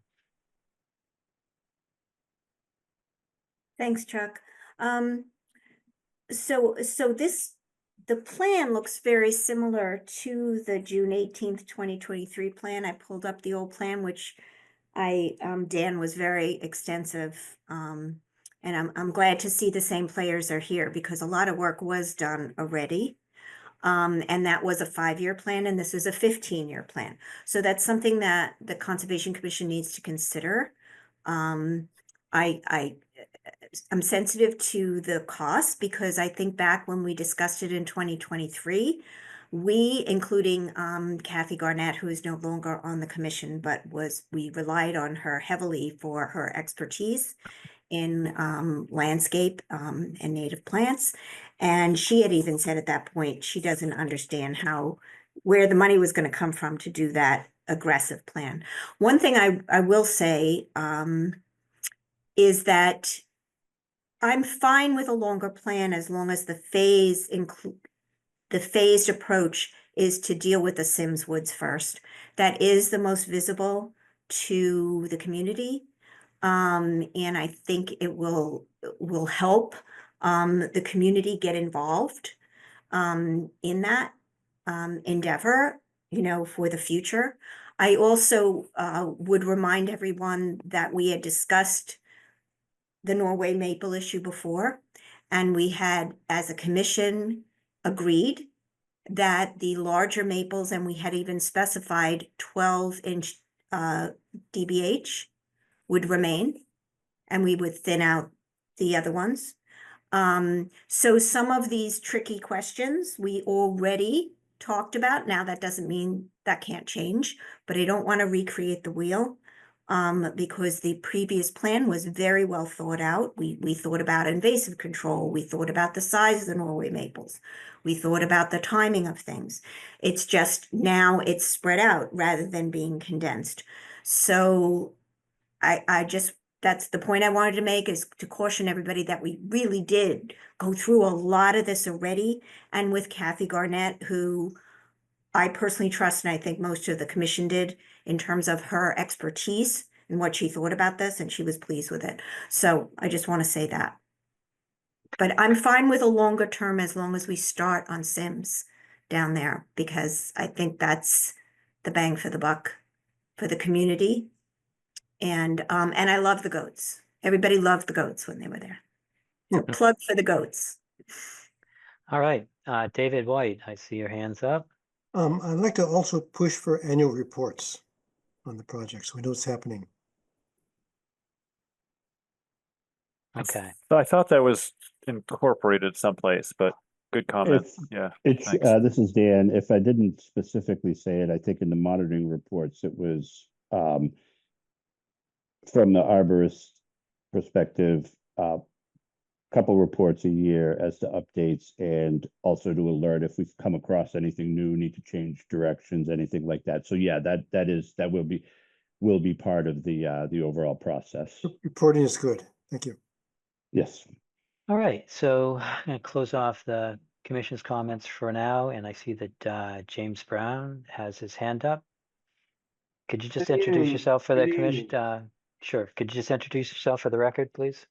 Yes, my name is James Brown. I live at 14 Oak Hill Drive, so the Sims Woods butts my Okay. And I just want to say that in 2012, a group of our neighbors decided to form an organization called Friends of the Sims Woods. And I'm one of the co-chairs of that particular committee. And although we've been quiet, we haven't been inactive in that. We have trash as we wander through the particular woods. So I just want to let you know of our organization. It's been around since 2012. I've been picking up trash in the woods since, if you can believe, 1974. So we're going on 51 years of trash pickup, and fortunately the town has carted it away and it's not in my backyard. So I just want you to know of our interest and our concern, and we'd just like to follow what's going on here and assist you in any ways that we can. But could I ask a question, Chuck? Sure. Could Mr. Brown, could you send a list of the members and emails of the Friends of Sims Woods to the Concom, so that we can, you know, keep you in the loop, and also in the future, you know, when we're doing public input for trails and things like that, of course, your input would be valuable. I'll certainly do as much as I can. The pandemic set us back a lot in regards to keeping a track of each other. Okay. So I'm going to try to update my list of emails to make sure it's accurate, since a number of years have gone by, and I'm sure some people have moved. But we'll do that as soon as I get the list together completed. Great, thank you. All right, thank you. Nathaniel Stevens?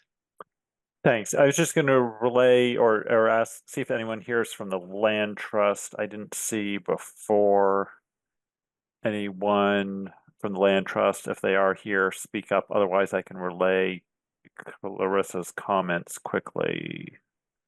David, I am here, Angel Muzino. I'm on the board of the land trust. Okay, great, Angel. Thanks. Yep.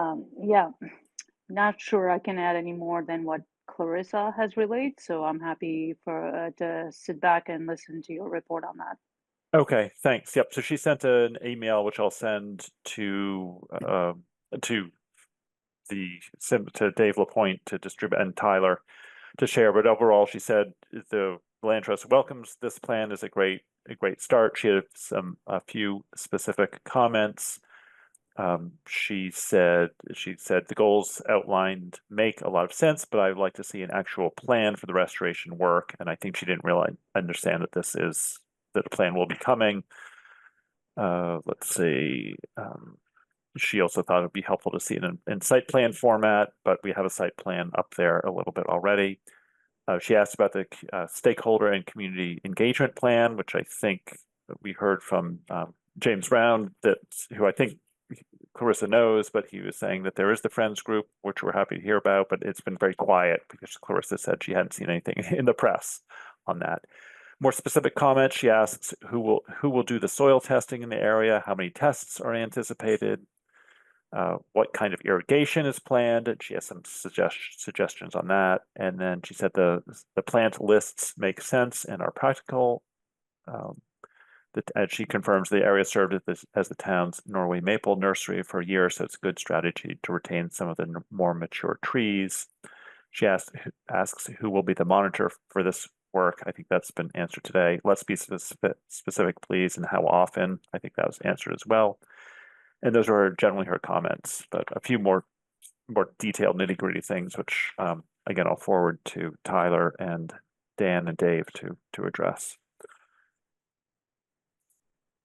Okay. Any final comments? I don't see anyone's hand raised. I don't see any commission members' hands raised. But I think they are looking for consensus from the commission. I don't know if we would need a formal vote. I think people seem supportive of this outline, and I guess I would ask the commission, are we ready to say that? Dave, Dave Lapointe, can you take down the screen so we Sure can see thing. all members? If people are supportive of this approach, Thank I you. don't know if we want to take a formal vote, maybe I had to some say that we're concerns supportive of I this. think need to be addressed. Such as Yeah. David White, which Well, basically, my concerns were that we should leave some dead trees and all for habitat value, and we should consider Norway maple coverage and whether it actually suppresses other trees to a considerable extent. So leave open spaces for things to develop.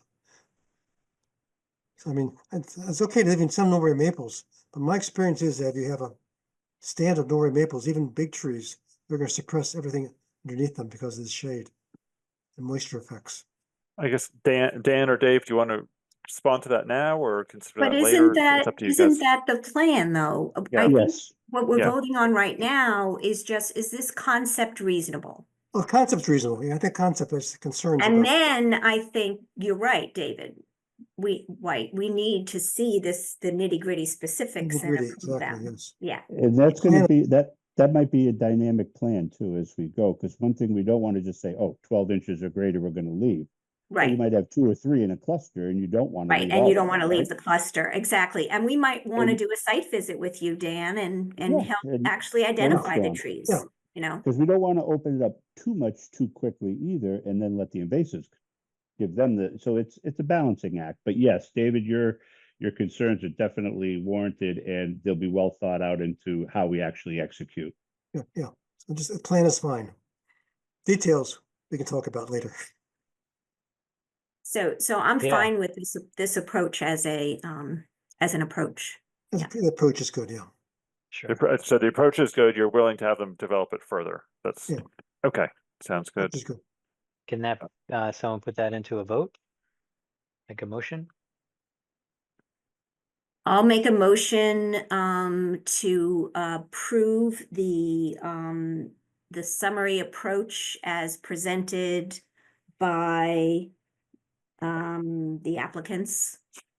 I The- guess the property owner. As Property owner right, and the sorry, it's not an representatives, applicant. yeah. As presented by the property owner and summarized by Nathaniel, for them to then come back to the commission and provide details. A more detailed plan. More yeah. detailed plan, Detailed plan, sorry, yes. more detailed plan, there we go. I'll second that. Second. Okay. Okay, Nathaniel Stevens seconds. Mike Gilderscame, Yes. David White, Okay, yes.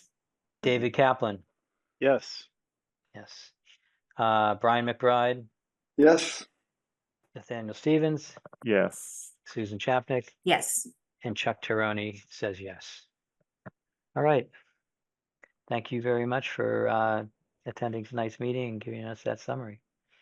thank Great, you. Thank you very, Thank you very thank much. you Thanks, very much. Dave. Thanks, Yeah. Tyler. Bye now. Appreciate your input Appreciate on it. that, and that'll help us get to the final goal. Thank you. Sure. All Thanks, right, Dan. Danielle. Yep. Have a good night. Good night. Good Right night. now. Okay, turning to the last item on our agenda, where it's our hearing sections, and we have a notice of intent for 15 Riders Brook. The Arlington Conservation Commission will hold a public hearing to consider a notice of intent under the Wetlands Protection Act, the Arlington Wetland Protection, the bylaw for wetlands protection, for the construction of a brewery and beer garden at 15 Ryder Street. The jurisdictional areas are part of this proposal are the riverfront, the buffer zone, and the adjacent upland area. Who's here tonight to present this project? Hello, this is Tom Allen from Arlington Brewing Company. Tom Allen. Hi, Tom. Is there anyone else with you? I was going to say introduce your team, but if there's no one here, It's me, and I'm just here to say thank you for having us at this hearing tonight. We're looking forward to presenting our plan. We're going to be bringing a beer garden to 15 Ryder Street, and I'm going to hand it over to Sam Melafronte from Soli Engineering, who is a civil engineer on the project. And I'm going to mute my audio as he takes over. all right, Sam. You want to Awesome. take over and introduce yourself to the commission? Yeah, for the record, Sam Melafronte, registered engineer in the Commonwealth. As Tom mentioned, I'm here with Soli Engineering. Our offices are 11 Vanderbilt Ave in Norwood, Mass. And if I could present or share my screen, that'd be awesome. I have a quick presentation to go through. Sure, you should be able to. Okay.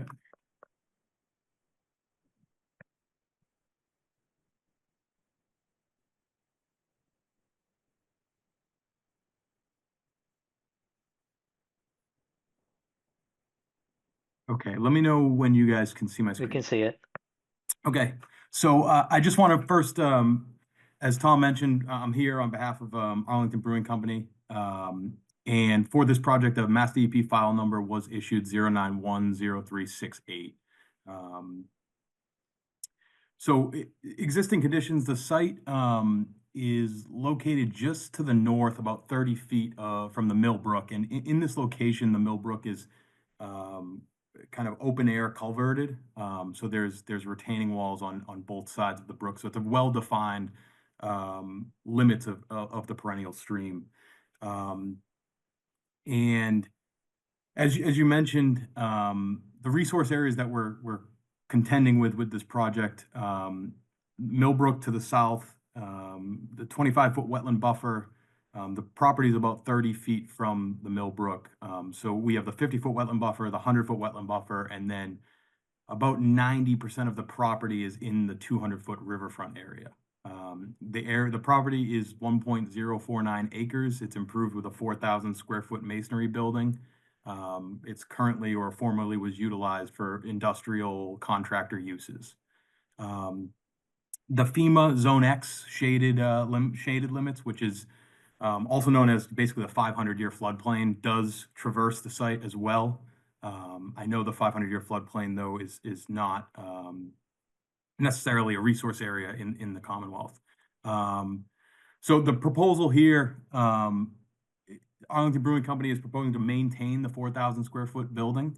They are proposing a 960 square foot addition, which I believe is going to be utilized for refrigeration and that sort. And Tom's shaking his head yes. So that is located right here. I'm not sure if you can see my cursor, but it's right here, kind of to the north side of the building. I know on site last week, it was discussed where the trash enclosure was going to be located. That is going to be located to the north of the addition. And it is a fenced enclosure, so that will be fenced to the north of that addition.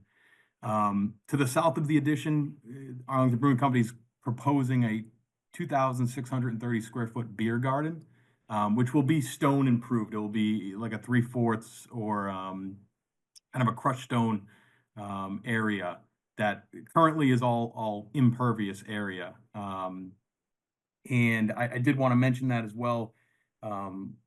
Majority of the site is currently improved with impervious surfaces, and by majority, about 99% of the site. So this project is a significant improvement to a pre-existing developed riverfront area. So it far exceeds the 10% threshold that a typical new project would have to be kind of permitted under. And we're proposing 6,005 square feet of land disturbance. That includes the addition, the beer garden, the pervious paver area to the south of the building, which is closest to the resource area. And then along Ryder Street, there are about 5 trees and bike racks proposed as well, which increases the disturbance slightly. The trees that are being proposed, we have 5 flowering dogwater trees along Ryder Street, 3 Sun Valley maple trees, and we are proposing, there's a large conifer tree, which I'm sure you guys all saw if you were out there, to the south of the building that's being proposed to be maintained as well. I did want to discuss the site surface area summary. This was on the plans that were submitted. But like I said, the property is just over an acre.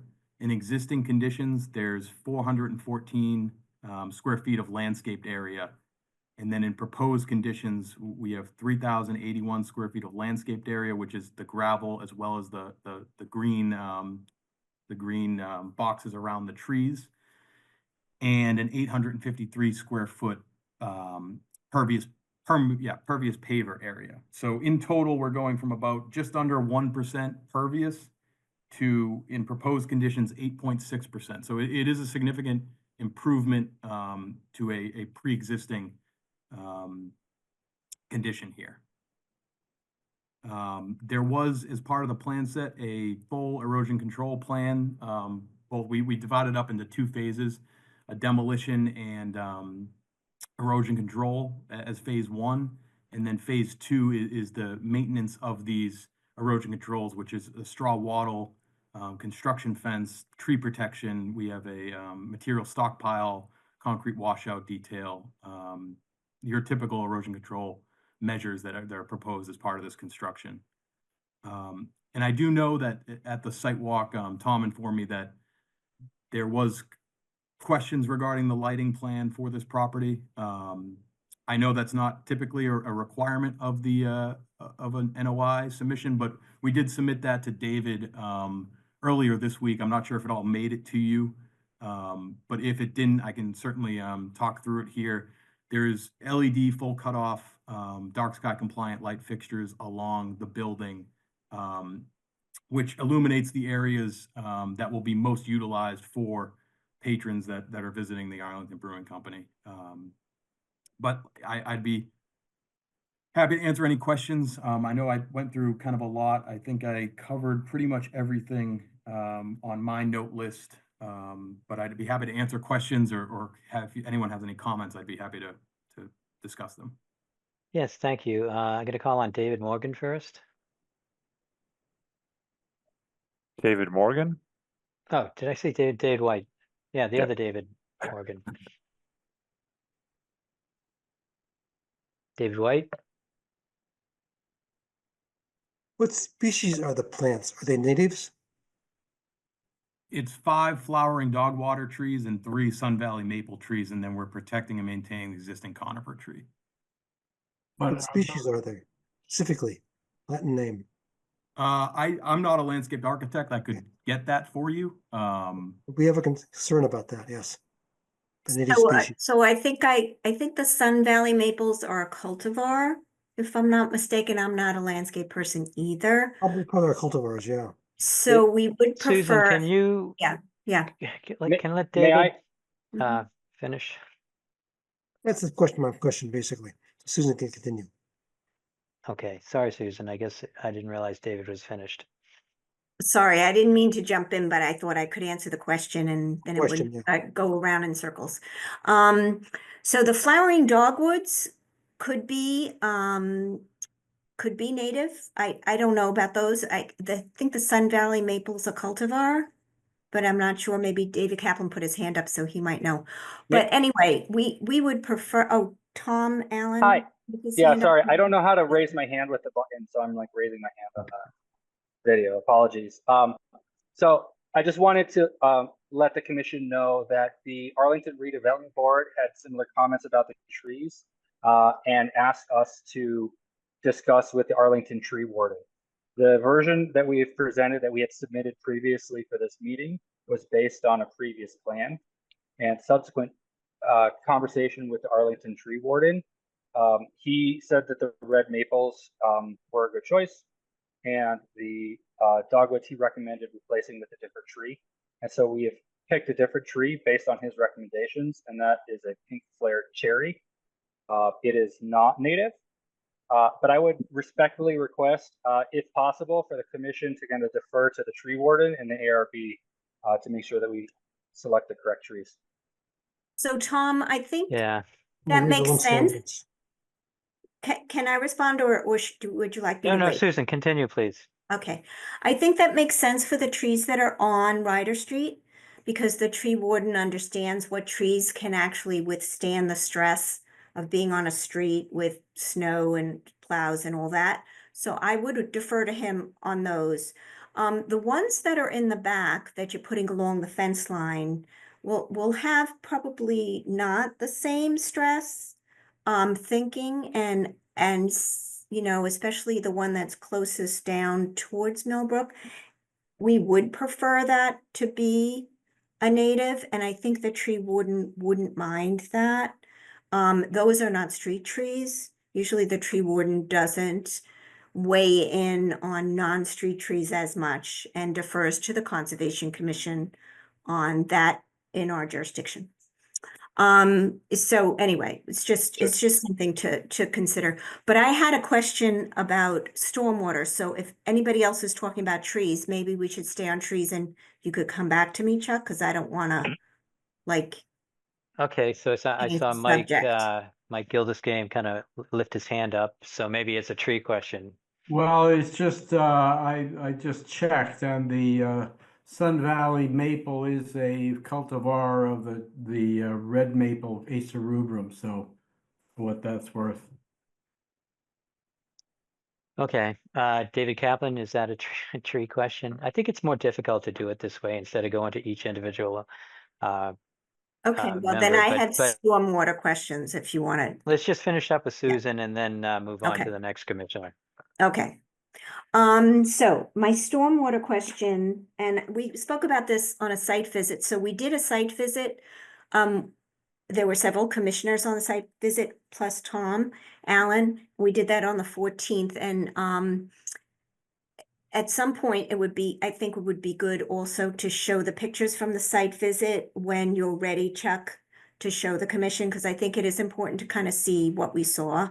However, during that site visit, I did have concern about roof runoff and where is it going. There are downspouts right now that Yeah, just go Jackie, right could you onto the just ask pavement. Jackie right now to show the pictures if you have them Great. as So Susan's talking? Yes, I that'd can be do that. great. So there are downspouts right now that go right onto the pavement, and I'm concerned that they're not going to fully infiltrate into the gravel. I do understand that the project does not need to meet standard 4 of the stormwater standards fully, but just to the extent practicable, because it is redevelopment. However, I am concerned that it's not going to, that there might be scouring. So I wanted, maybe if you could speak to that Certainly. issue. Yeah, Certainly. Sam. And I provided a bulleted list to David. I'm not sure if the email was forwarded that I sent on Tuesday anyway, but so this is the picture to the rear of the existing facility. As you mentioned, there's a couple downspouts.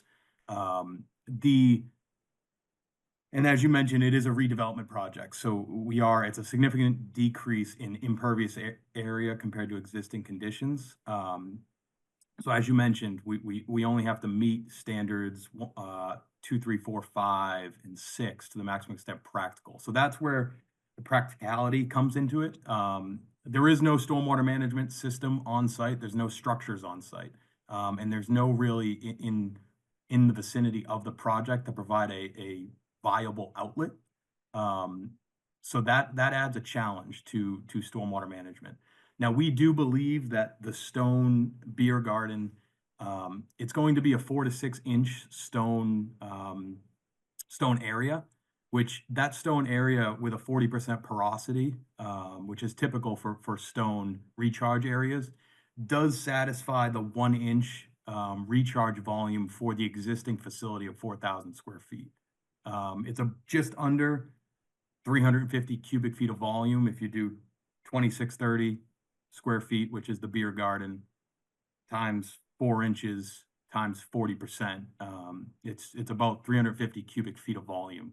So although we are not implementing a specific stormwater management practice, we do feel as if the beer garden does provide some storage volume in a heavy rain event that will certainly be a far improvement to what is existing in current conditions. And any other stormwater management would really, the practicality of it, of having an outlet and meeting those requirements would not be feasible with this site. It is landlocked, as you guys know. So why wouldn't you consider infiltration chambers?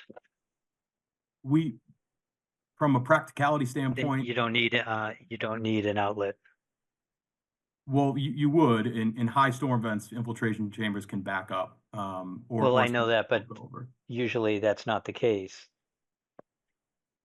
Yeah, it certainly can be the case, but it's also from a stormwater management standards standpoint, we're reducing peak flows, we're reducing volumes by the reduction in impervious surfaces.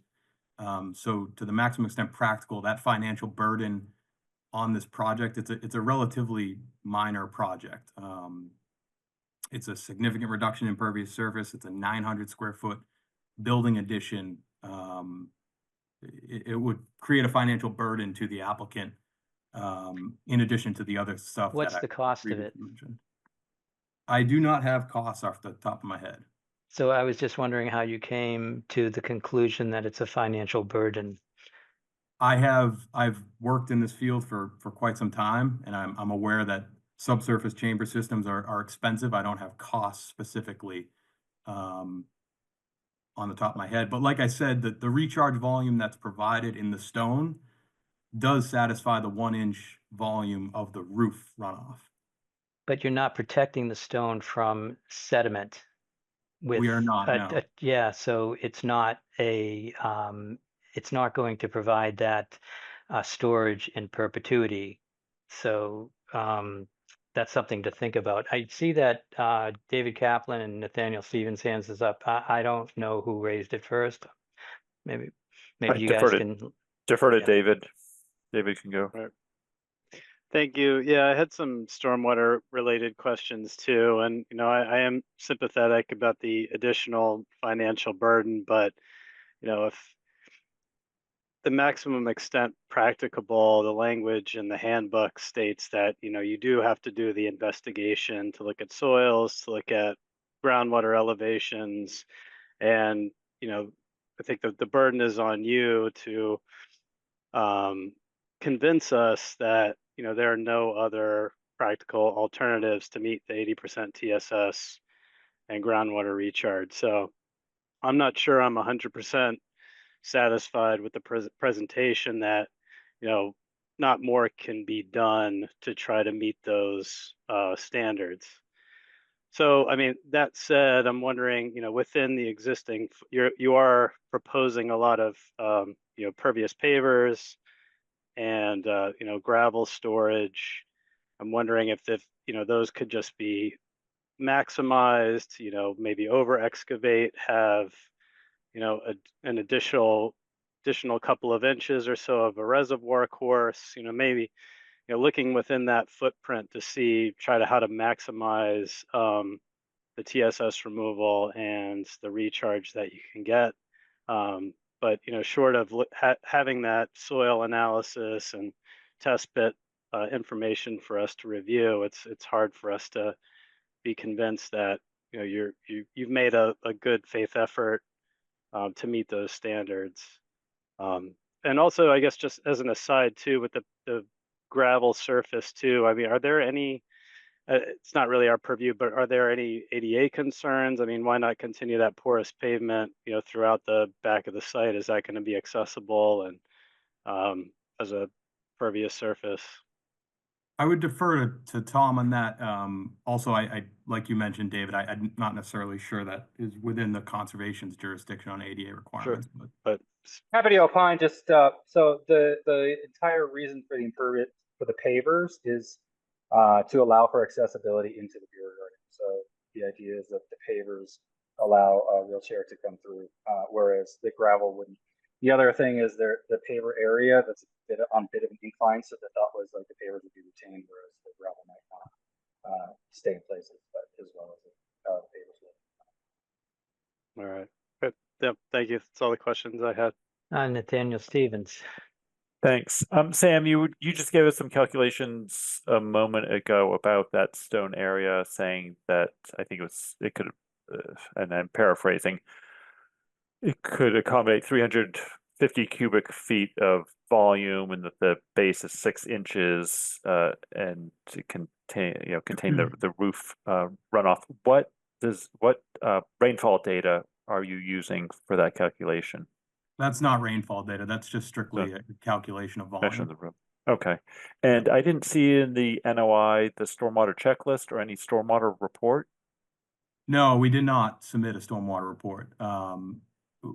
We feel as if the minor improvements proposed, and I reiterate the significant upgrades to the existing conditions, don't warrant a stormwater analysis, and as part of a redevelopment project, the efforts made there, it's very clear that the increase in impervious surfaces will provide a reduction in volume and peak flows. That's very clear. And in our project narrative that was submitted, we do go through every standard 1 through 10 of the stormwater handling. Sure, I did see that. Yeah. So you're saying, okay, I'm reading the regulations, the state regulations. Stormwater standards shall not apply to single-family housing developments comprised of detached single-family dwellings, 4 or fewer lots, multifamily housing developments, and multifamily housing and multifamily housing redevelopment projects, emergency repairs to roads and their drainage. Stormwater standards shall apply to the maximum extent practicable to, let's see, housing developments again, multifamily housing developments again, multifamily marinas and boatyards, footpaths, bikes, and things like that. So I hear you, but I think unfortunately it's a commercial project with an addition. So I don't know. I'm curious, and I didn't have enough time to look up DEP's comments, but I think that you're still required to do some sort of stormwater report here. DEP didn't make a comment on that. They didn't? Okay. No. But I echo David Kaplan's point that I think we need a little more analysis, stormwater information here. So I agree with you conceptually, but you need the data to back it up, I think. I disagree with you, Nate, okay. Daniel, and David. Sure. Just from a calculation standpoint, that we're going from a less than 1% pervious area site to an 8.6% pervious area site. There's going to be a decrease in volume and peak flows. That's very evident. There's no clear outlet. We're a landlocked site. We were providing an increase in recharge strictly by making areas pervious. And that's how the regulation reads. It's a redevelopment project for a previously developed riverfront area. I believe we're in full compliance of 310 CMR 10.585, which is that section. I agree with I respected the opinion of the commission, but I do believe we are in compliance with 310 CMR 10.585, which is the redevelopment of a previously developed riverfront area. Right, right. Which one of those standards is? I'm just flipping to it because I had it open a minute ago, which is 2.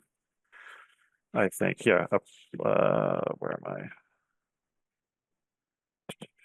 Stormwater management is provided according to standards established by the department. Redevelopment, Right. As a redevelopment project, yeah. we only are required to meet them to the maximum extent practicable. Yeah. I thought you, I've got to review all the standards. I thought one or two, there were several of them that you don't have that option. But I don't know. Anyways, I'll look into that later. But Yeah. okay, well, thanks. No, I guess it'll be up to the commission to decide if we agree with your position. So I think we've heard both sides. So thank you. Yeah, I did want to mention that on the site walk, we also asked for stormwater report.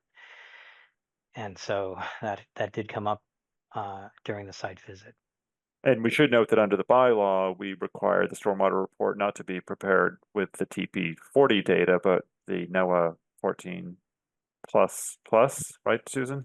Yep. Or plus, but anyways, 2 and you guys pluses. probably discuss that as well. Yeah. And also in the file, I did see the site visit follow-up letter, so the commission did receive that, and it was distributed. Someone was asking about that. I think Sam, you were asking if we'd gotten that earlier, but we did. I have nothing further. Thanks. I see that Susan Chapnick has her hand up. Yeah, I just wanted to circle back again and say, I do appreciate that they're reducing 4,480 square feet of impervious. I think that's a great improvement. This area is all industrial. It's not too far from where we redid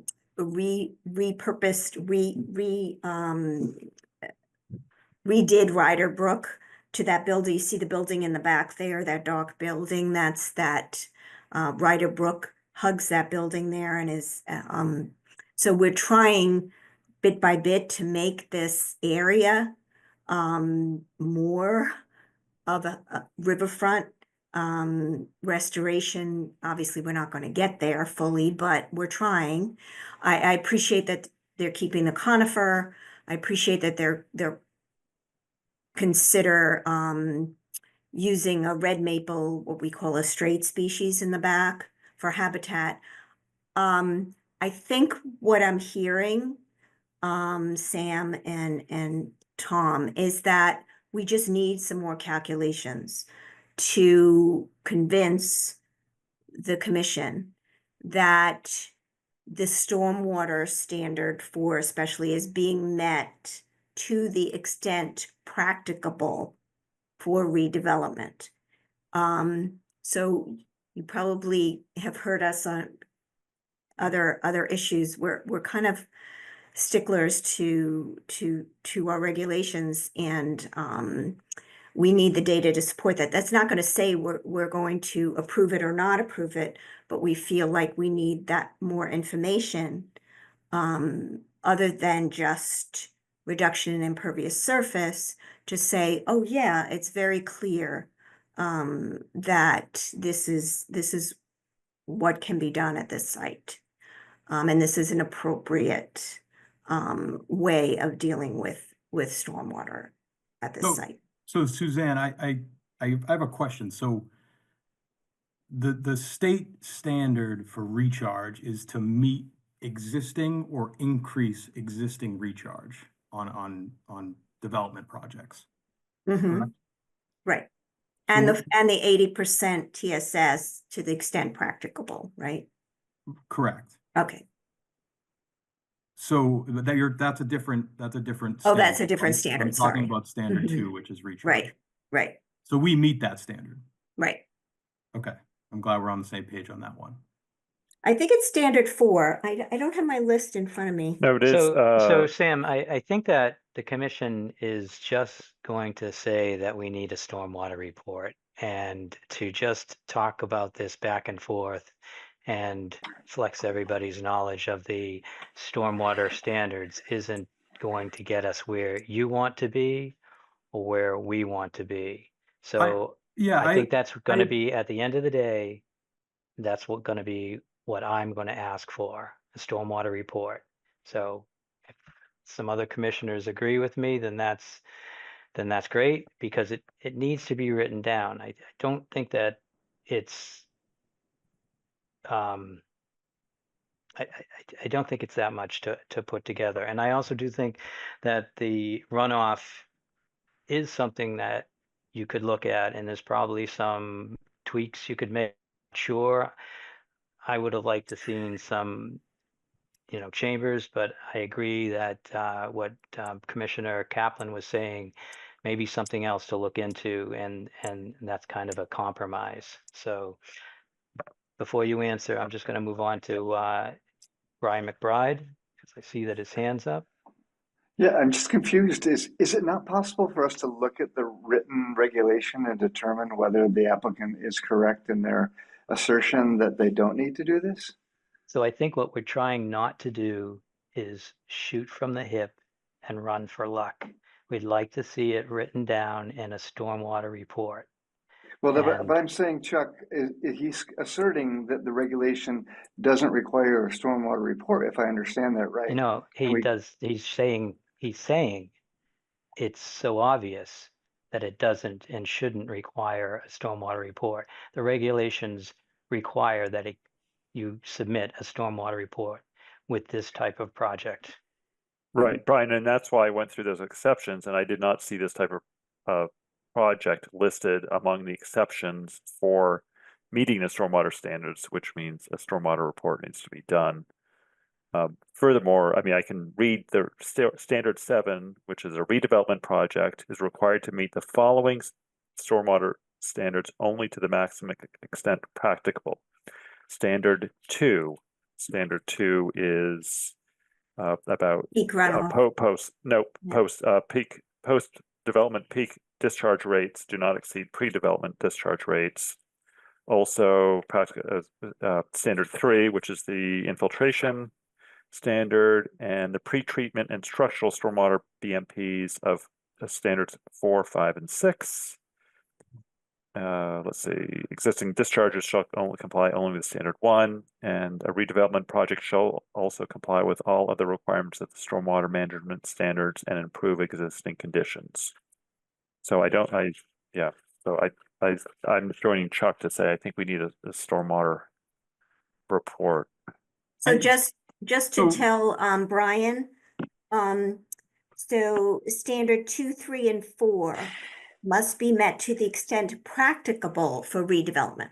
So if it was new development, they'd have to be met to the letter of the standard. But for redevelopment, which this project is, it's a judgment call, and they only have to be met to the extent practicable. And I think what I'm hearing from commissioners is they don't feel comfortable making that judgment call, that it's being met to the extent practicable without the data that they would like to see to support that. I think that's the summary. Does that make sense, Brian? It's a judgment call. It's not the letter of the law. It's a judgment. Yeah. I just in general hate to put burdens on applicants if there's no purpose in improving the environment, and it seems to me this is obviously an improvement in the letter, that the wording that was just read. If you're improving the infiltration, you've met the standard, I heard. So it seems to me that is obvious. I agree with the applicant that changing the tar into gravel is going to improve the water infiltration. So I agree, actually, that does seem obvious. I don't know if there are other parts I of the agree it's obvious also, but that's only one standard. So then there's a standard about removing 80% total suspended solids, which it doesn't meet. Yeah, and Suzanne, that I just want to be clear on the 80% TSS removal. That whether we put chambers to the let's say we put chambers to the existing industrial building, that doesn't meet that standard either. We're not going to meet that 80% standard on this site regardless, because of there's no outlet.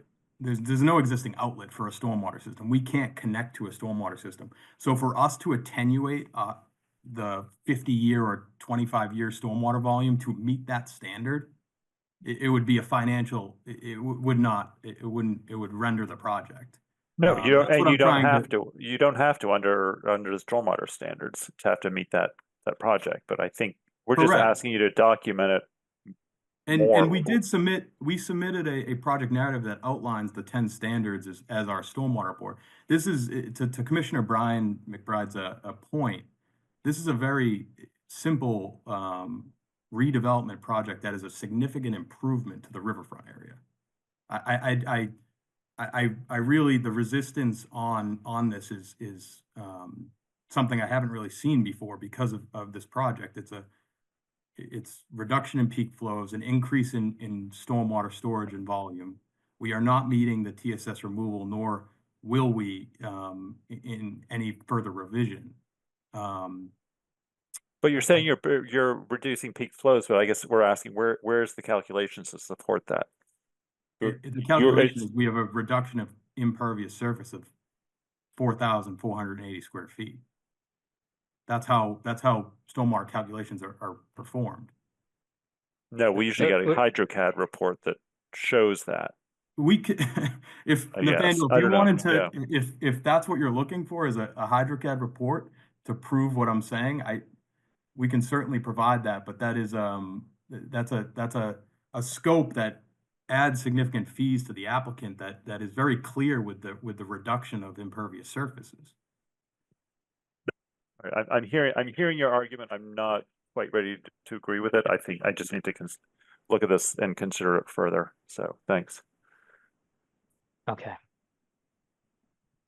So let's look to see if anyone's here that attended this meeting that would like to make a comment at this point. Please raise your hand and we'll call on you, and just state your name and address for the record. Benjamin, unmute yourself and Thank you. My name is Benjamin Amadon. I'm a resident of Arlington for the past 25 years and admittedly in support of this project. And I think the amazing part to me is that if you're taking something that's 99% covered with concrete and you're changing it by almost 10% to something where the water can flow in, it is a surprise that the halting point here is the stormwater. It is a drastic improvement to what's there. And what I understood when Nathaniel read out the regulations was that if this were not to be a commercial property, if it were more single-family homes or multifamily homes, the stormwater would not even occur here. And one thing that we are trying to do here is look for something that is a community building enterprise, which is Arlington Brewing, and improve the local environment as well. And having the ability to actually have even some of the stormwater that's coming off the roof in that area flow into this now expanded pervious area seems like it would be a significant improvement over what's there. Thank you. yes, thanks for that comment. Mariah? Hi, can you hear me? Sure. Can you state your name for the record, name and address? Sure. Mariah Contreras, homeowner at 2 Ryder Street. The Millbrook bisects my property, so I'm very fond of it.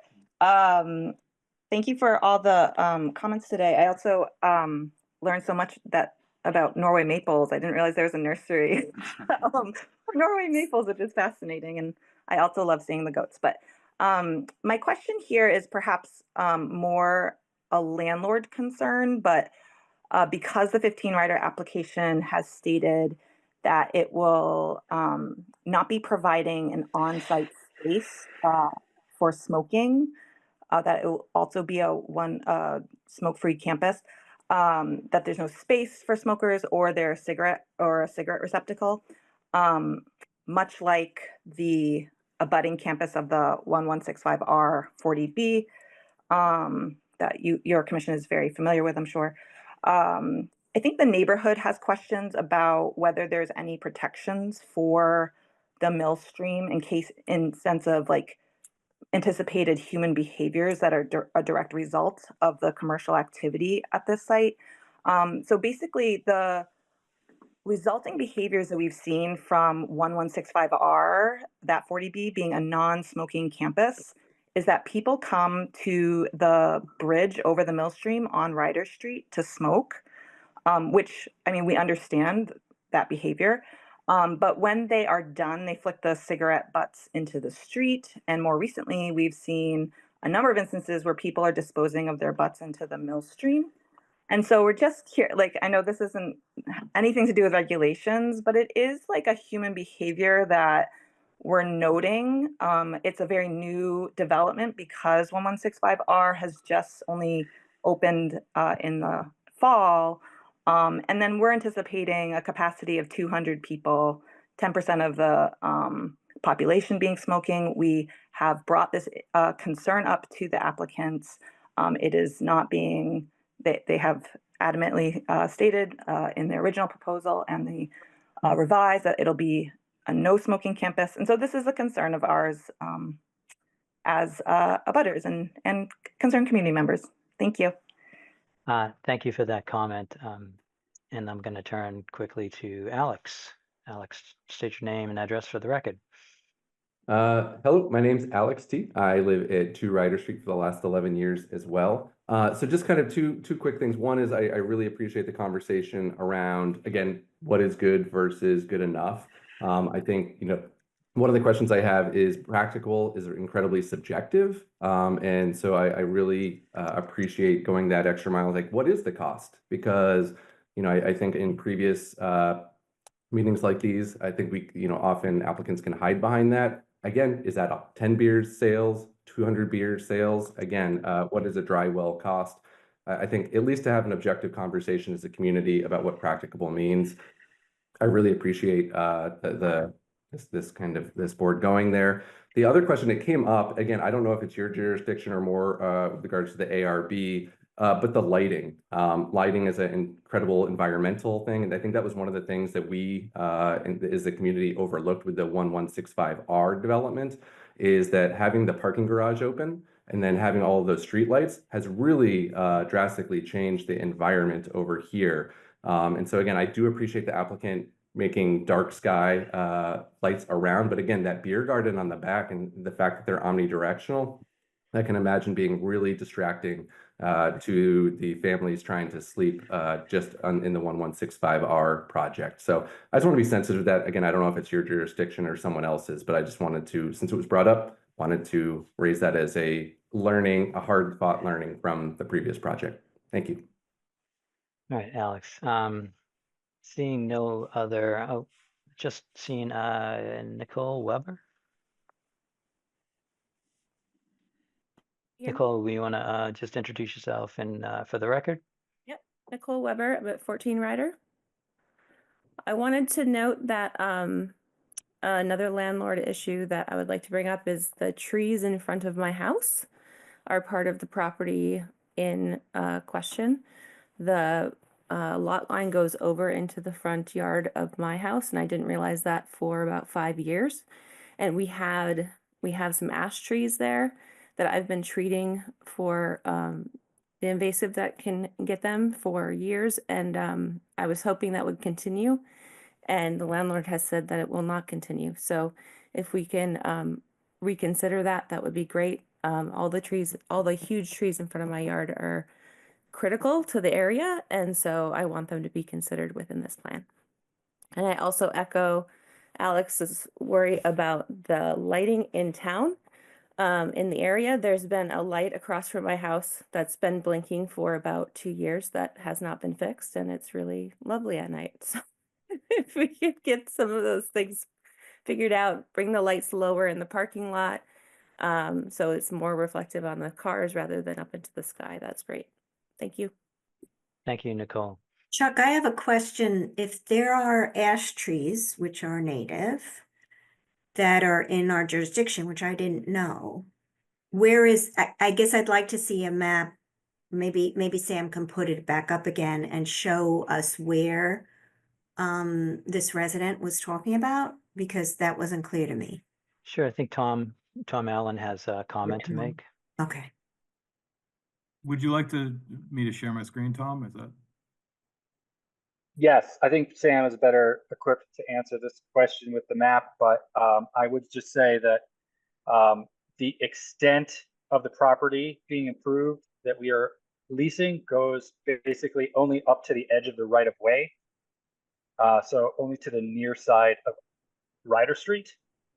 We have no influence or basically that's not anything that we are leasing on the other side of Ryder Street. So to kind of further bring, I guess, the commission some awareness to this, the property is what I just highlighted in red, which I apologize, I missed the resident's name, the abutter's name, but I'm not sure which house she's at, but I think she said 15. The right of way is this line here. So the property actually extends over the right of way. It's a little unique. Thank you. In this location. So I think I would assume she's somewhere over here, which would be where the trees are. They're actually not shown on the survey as it's not, it wasn't relevant to the project and the scope of work, but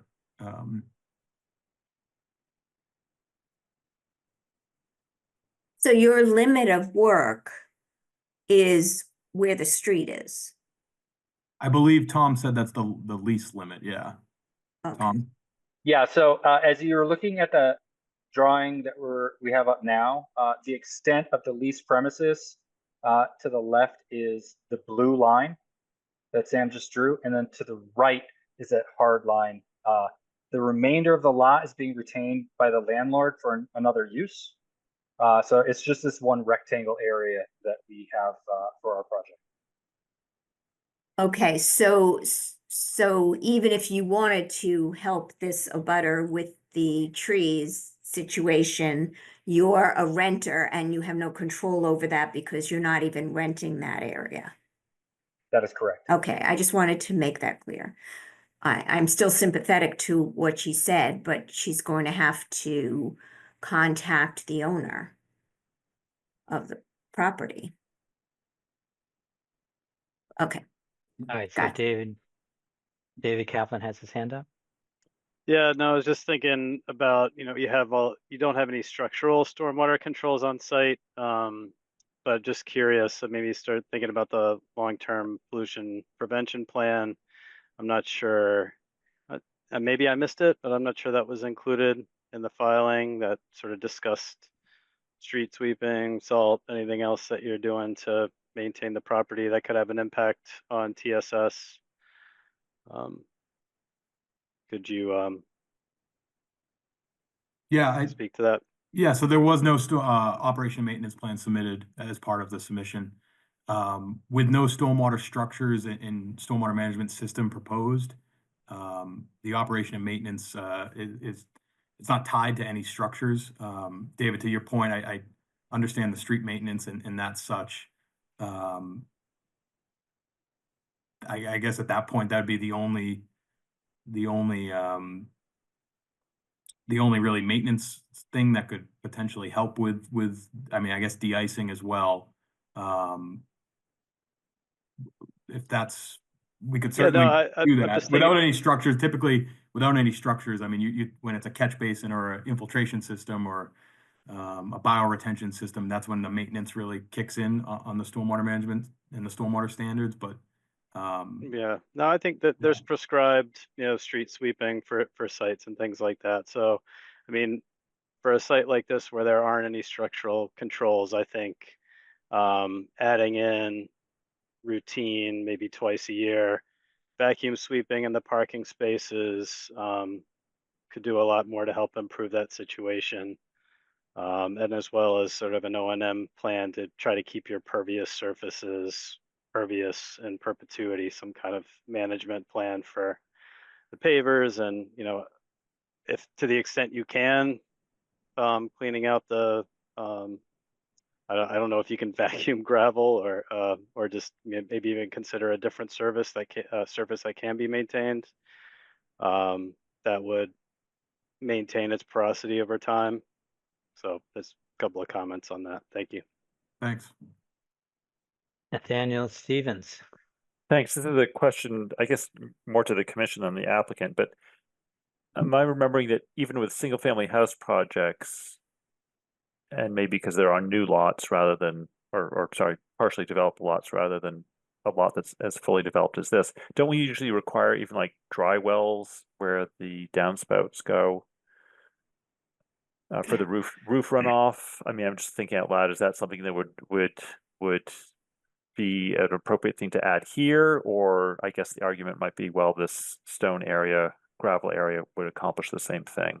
I don't know. Maybe David Kaplan can answer that. To the extent that this work triggers the town stormwater bylaw and any required recharge from that. I mean, I forget what the cutoff is. Is it 900 square feet, 1,000 square feet? There are, you do need to have to recharge a certain amount per square foot of impervious, but I don't know if that's added or existing.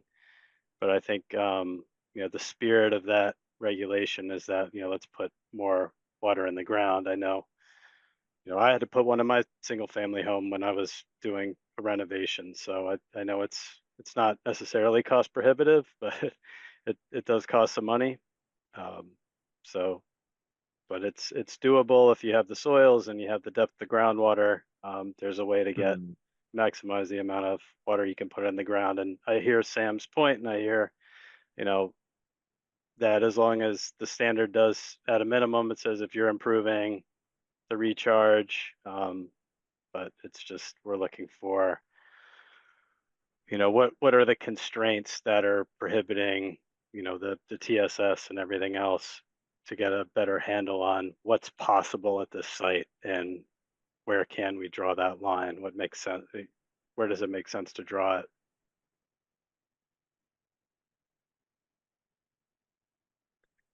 Thanks, David. That's helpful for me. All right, so I see Susan Chapnick has her hand up. If this is another stormwater question, I think we've gone round, around, and around enough on this. We have. I'm not going to belabor that. I have one simple question, because I don't know our town stormwater bylaws. Sam, have you looked at that and you feel you're compliant with that? Or have you not gotten a chance to look at that and just looking at the Wetlands Protection Act? I have looked at the town stormwater bylaw. So exempt projects, which no permits required. It's only when it's an increase in impervious surface is the way I read it. Okay. Where this is a reduction, the way I read it is I don't believe we need, I haven't confirmed this with the engineering division, and Tom, I think this came up with the redevelopment board previously. But I believe we don't need a stormwater permit. Okay. Yeah, I thought it was an increase only, if I remember it correctly. Increase in surface area, but that's how I read it. But I'm obviously new to David Kaplan may know. I guess if he added, I thought it was 350 square feet. It was definitely from the increase.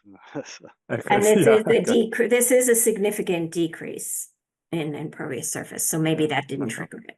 Yeah. Right, and I also would like to add, I know in Tom's initial, not that it really matters too much, just to give you the commission a little bit more background. In Tom's initial discussions with David Morgan, I believe his name is,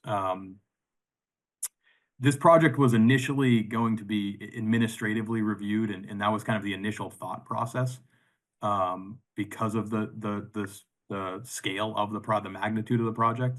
But I think what triggered it was actually the land disturbance, because we are outside the 25-foot buffer from the riverfront. I think the only thing that exceeded the administrative review of it was we have 6,000 or just over 6,000 square feet of disturbance, and I think the threshold is 5,000, if I'm not mistaken.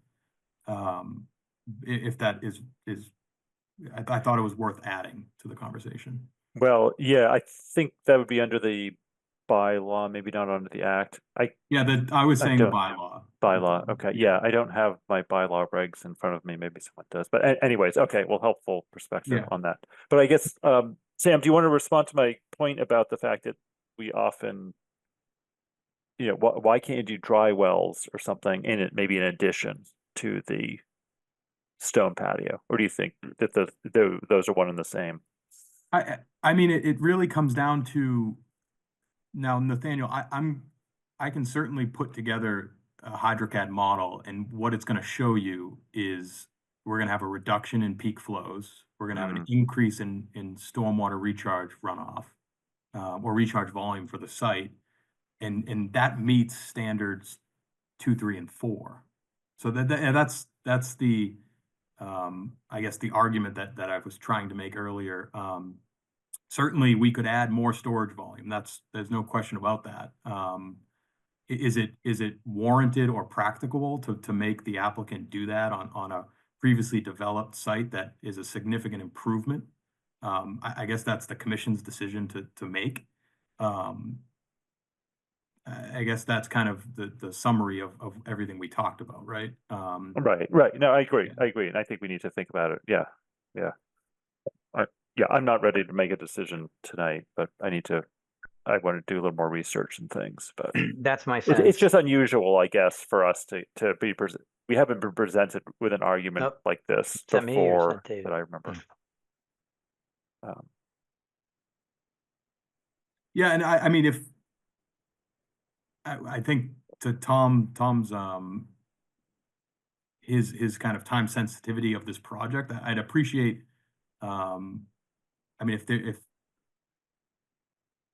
I think we just lost Chuck, our chair. So anyway, so I don't know, Susan, if you want to step in, but I think, Sam, I think we've heard you. I think the commission at this point probably needs to decide how to proceed, and you know, if we're going to ask for more information, if we're going to close the hearing, things like that. We've lost our chair. It looks like he'll come in a minute, but yeah, hopefully he'll disconnect and reconnect. But Right. I don't know, Right. Susan. Oh, there he I is. yeah, There he is.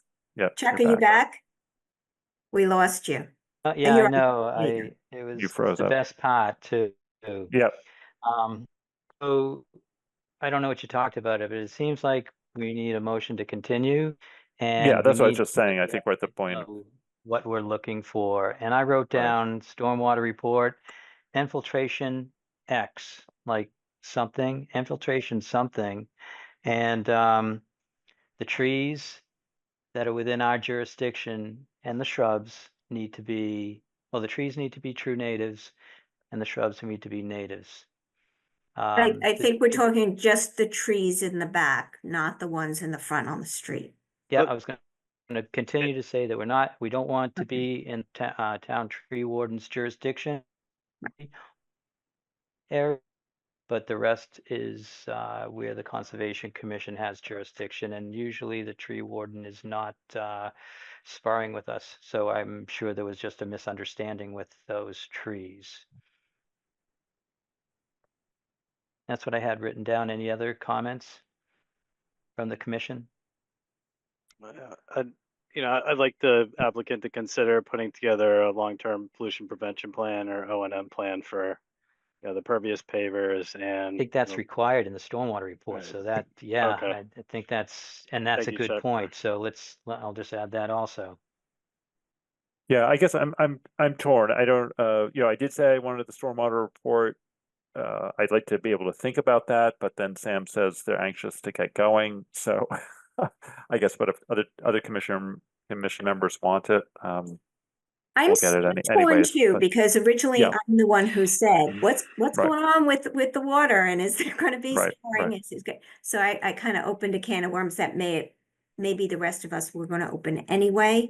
Yeah. I'm torn now after the discussion though, because 4,480 square feet of impervious being removed is a lot of impervious being removed. And the site is getting improved. Now, it would have been great, Sam, if you had those HydroCADs and just like supported, say, hey, look, here, you got the data, And we're saying So- it's not practicable to do anything else, and we met it to the practicability of the standard.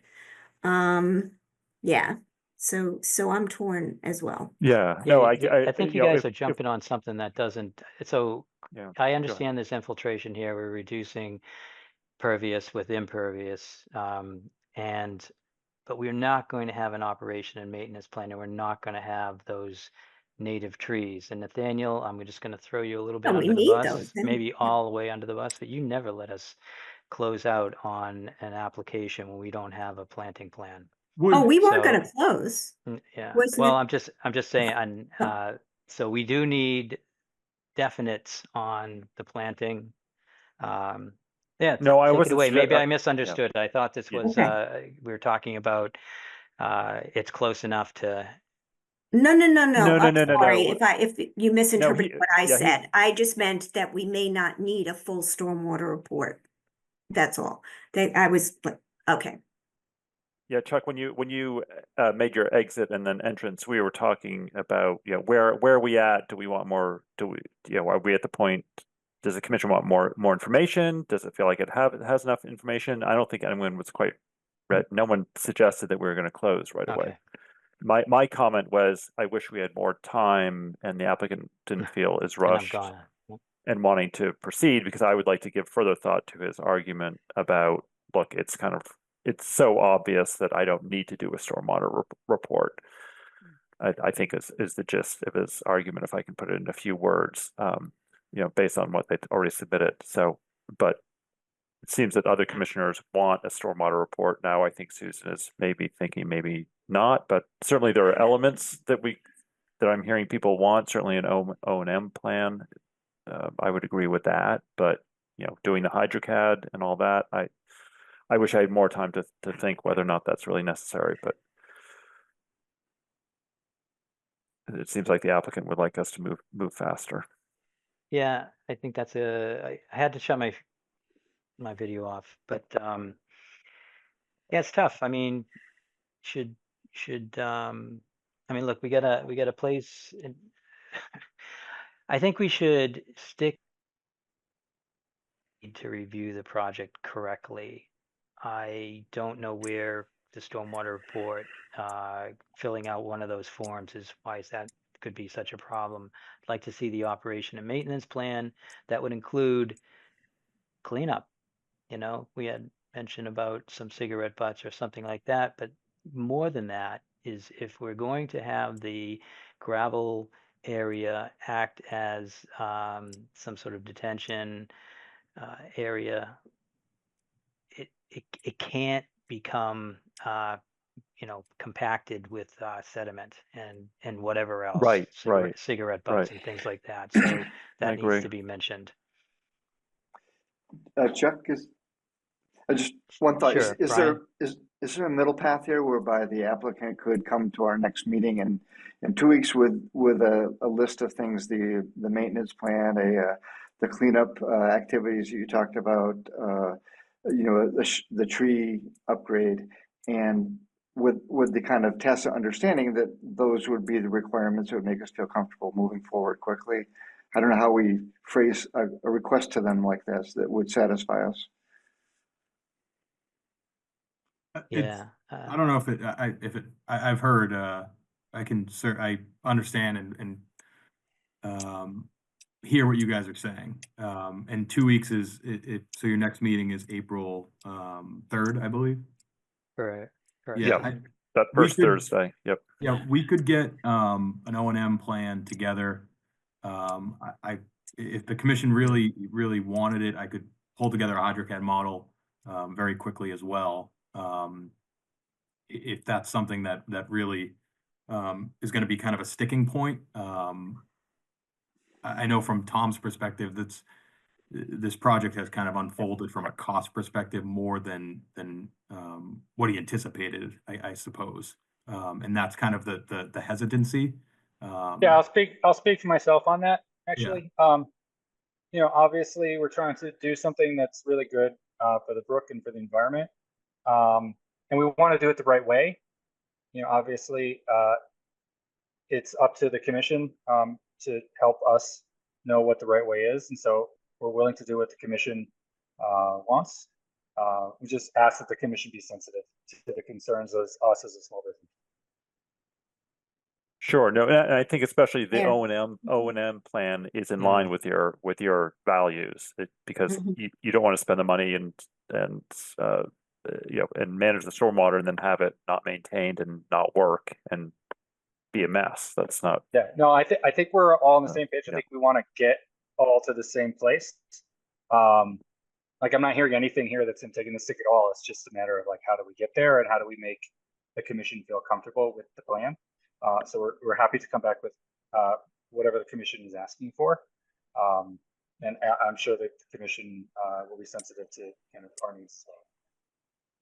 And the O&M plan we're talking about is for the pavers and also for the parking area, maybe some, deep sweeping or something once or twice a year or something like that, so that anything that's coming off the parking area is not getting into the resource area. Yeah, and typically Is that what we're talking about? Yeah. Yeah, And typically gravel too. snow management and trash snow removal management, are right. parts of that as well. And I think, David, you might have mentioned de-icing as well. Those are typical components of an O&M for a maintenance perspective. Right. And Yeah. we have specific is it de-icing? Dave, I'm looking at Dave Kaplan because I know we have Yeah, some specific there's some conditions. language in the Yeah. order in the standard order of conditions about that. So that shouldn't be What an chemicals issue. you can use, what chemicals you can't use. Yeah, and just to reiterate too, and not to, we may have talked about it before. It's just, yeah, it'd be nice as a commission to understand that impervious surfaces that are being made pervious are going to stay that way. And just to reiterate that point. Right. Right. Okay. So with that, is that enough direction, Sam? You said already you understood what the commission's looking for. Yeah, absolutely. I have to say, if there's some way to help us with this infiltration area, you had a couple of things, dry wells. And another commissioner asked about over digging in an area, just something to look into. Tell us you looked into it. Tell us it doesn't work and tell us why. So I think with that, and with Sam's understanding that of what we're asking for, I'd like the commissioner to make a motion to continue to the 3rd of April. Can I- Oh, Sam has one wait a minute. question. Yeah. Just so for revised material for that April 3rd meeting, when would you guys be looking for that? By the 27th? About a week from today?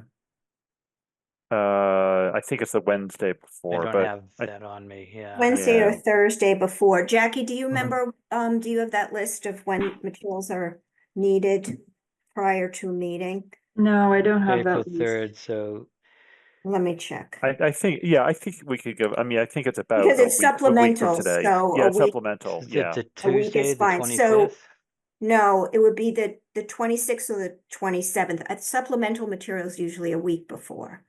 New materials. It's on our Next week. website on the calendar. Right. So if you look that up, you'll see when the material is due.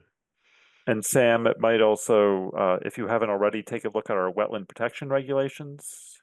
Have you, not the state regulations, I but have, yeah. our, okay, The all right, town. just want to make sure. So your stormwater report, you're using the right rainfall data. Mr. Chairman, I move to continue this item until April 3rd. Can I get a second? Second. Nathaniel Stevens, Second. Susan Chapnick, Yes. David White, Yes. David Kaplan, Yes. Brian McBride, Yes. Mike Gildersgame, Yes. Nathaniel Stevens, Yes. and Chuck Teroni says yes. All right, thank you. We'll see you on the 3rd. Thank you. Okay, If you and have Sam, questions, if you have any questions about what reach you out to actually David has Morgan. to provide, right? David Morgan's sick this week, but hopefully he'll be back. So reach out to him. Okay. But you have the Concom email? I do, yeah. Okay, because that goes to Jackie, myself, and Chuck, so that in case David's not available. Good to know. Thank you. Okay. Have a good night. Thank you. Thanks. Good night. All right. So we're at the end of our meeting, but I did want to ask the commission one question. And I wanted to figure out if anyone has an appetite to have in-person meetings. And how would we do that? I feel like we've really got comfortable sitting at our houses, but maybe there's a certain portion of the people that want to attend an in-person meeting. And I know that I would do it. I don't know if Are you sitting available. in person without hybrid or No, hybrid? hybrid Oh, hybrid. meetings. Okay. Yeah. So for those who can't make it, there's always YouTube. Zoom. And yeah, There's always YouTube. just for It's Nathaniel. Yeah, just and but what's the consensus? What are we thinking? Does anyone want to have that conversation now, or is it still too early? I I think think maybe a hybrid- few times a year, hybrid would be good. Hybrid Not is good. every meeting, yeah. I No, appreciate I the think- flexibility of having a hybrid meeting. I do. Yeah, So, I found the meeting that we attended in town hall to be very nice to be with Yeah. people once in a while. I was gonna up Once in a while, yeah. Susan's motion and say I was thinking of once a month. I think that's Oh. much. Every other meeting, in other words. Well, Someone's Chuck- certainly Chuck- comfortable sitting at home. Okay, Really? I'm more once a comfortable. month. How about I once a think David quarter? Morgan How about 4 basically times a year? stays at town hall Quarterly. anyways, Quarterly. right? So he's always there no matter that's what. true. Right. That's So true. we're not putting David out. I could do it once a month. I don't know if anyone else is interested in that, but we could do every 3. Depends Or the something. weather I think too. 3 times a year is just not worth even thinking about. That just doesn't matter. Right. Yeah, maybe. Yeah, I Something mean, not it's to it's mention, optional. is that I believe the authorization from the state for remote meetings, as far as I've heard, has not been extended yet past March 31st. It's in the process of being extended. Actually, Passed the House. passed a Passed the version. House. Okay. So it Should be. extended for I hadn't two heard years. an update on that, but Yeah, and I'm I guessing think that this, might be why we didn't post the April meetings yet. I think because- you're right. right. Oh, Yeah, it should be on the governor's desk. Rumor has it either today or tomorrow. I don't know if the Senate voted today, but the Senate voted to act on it yet. God, what day of the week is it? Today or tomorrow, and then I think the governor will sign it quickly, but it'll Okay. extend it through June of 2027. That's good to know. We've been expecting that it would be extended, but you never know for sure until it is extended. No, that's right. And why would they do it in advance enough time so people didn't have to hold off on their Right. April meetings? Right. Yeah, that would be far too. All right, so I logical, don't know I think I always thought that it was going to be extended, so I'm not surprised. Or probably not even have to accommodate a next meeting. But where are we with this? It seems like there's lukewarm. I'm fine with it, Chuck. No, I think that's a great idea because, again, as you say, David will be there anyways. And no, I kind of like the idea. Maybe like the second meeting of each month. I think it would be good if it was a regular schedule, like if it's going to be twice and a then month. we could have people that want to. Well, yeah, if it was a regularly scheduled situation, that would be great. Whether it's the once a month or once every 3 weeks or every 3 meetings. Right. 2 months or whatever. Yeah. Yeah, Very I border. vote for a regular schedule if we're going to do it. And then also, we need to consider if all of us show up, that is a very small room.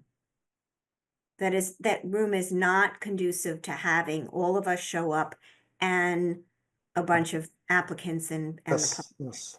I really. Is there another have a room different that we room. could use? Well, that was what we were trying to get previously, The other. police station. Well, what A big about what is that? The senior center? Is that? Yeah, there's room in the senior center. And there's where that place where the used to recreation meet. department meets too. Yeah, right. Neither where the rec department meets now. I don't think they have good Not where they hybrid meet now. technology now. No, not where they meet now. I meant where they used to meet. So that was on Oh, Academy okay. Street in the senior center. Yeah. But does that have the same Zoom technology? It seems to me that the town hall has best hybrid technology. Oh, maybe. Could be wrong, but Must be another room in the town hall that we could use. So, all right, so we'll just take this up with David and tell him that we're looking at every once every month? Susan, what do you think?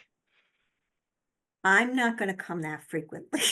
I think 2 months is good. Yeah. Anyway, No, but you You don't know. have to. That's have the to good, come. Don't that's have the to good come. thing that you're not. But then you because we can can't- stay in the little room because Right, I'm right, be there right. once every other month.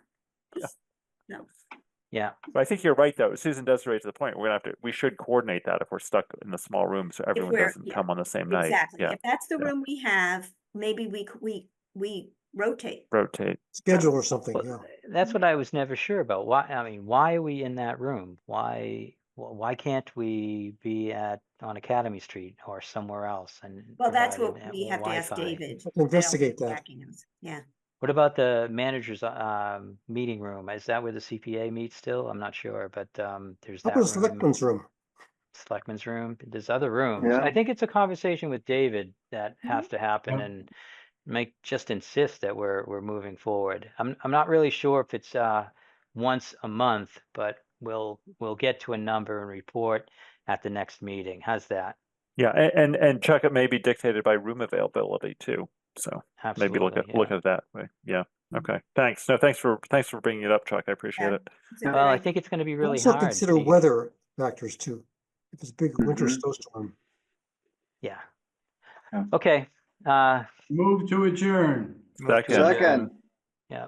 All in favor, Third, raise your fourth, hand. Yeah, fifth. so long. Aye. All right, I good raised night. my Thanks, hand. Jackie, Unanimous. for hosting. Yep. Thanks, Yes. Thanks, Jackie. Jackie. Did a great Thank job. you. Take care. Right.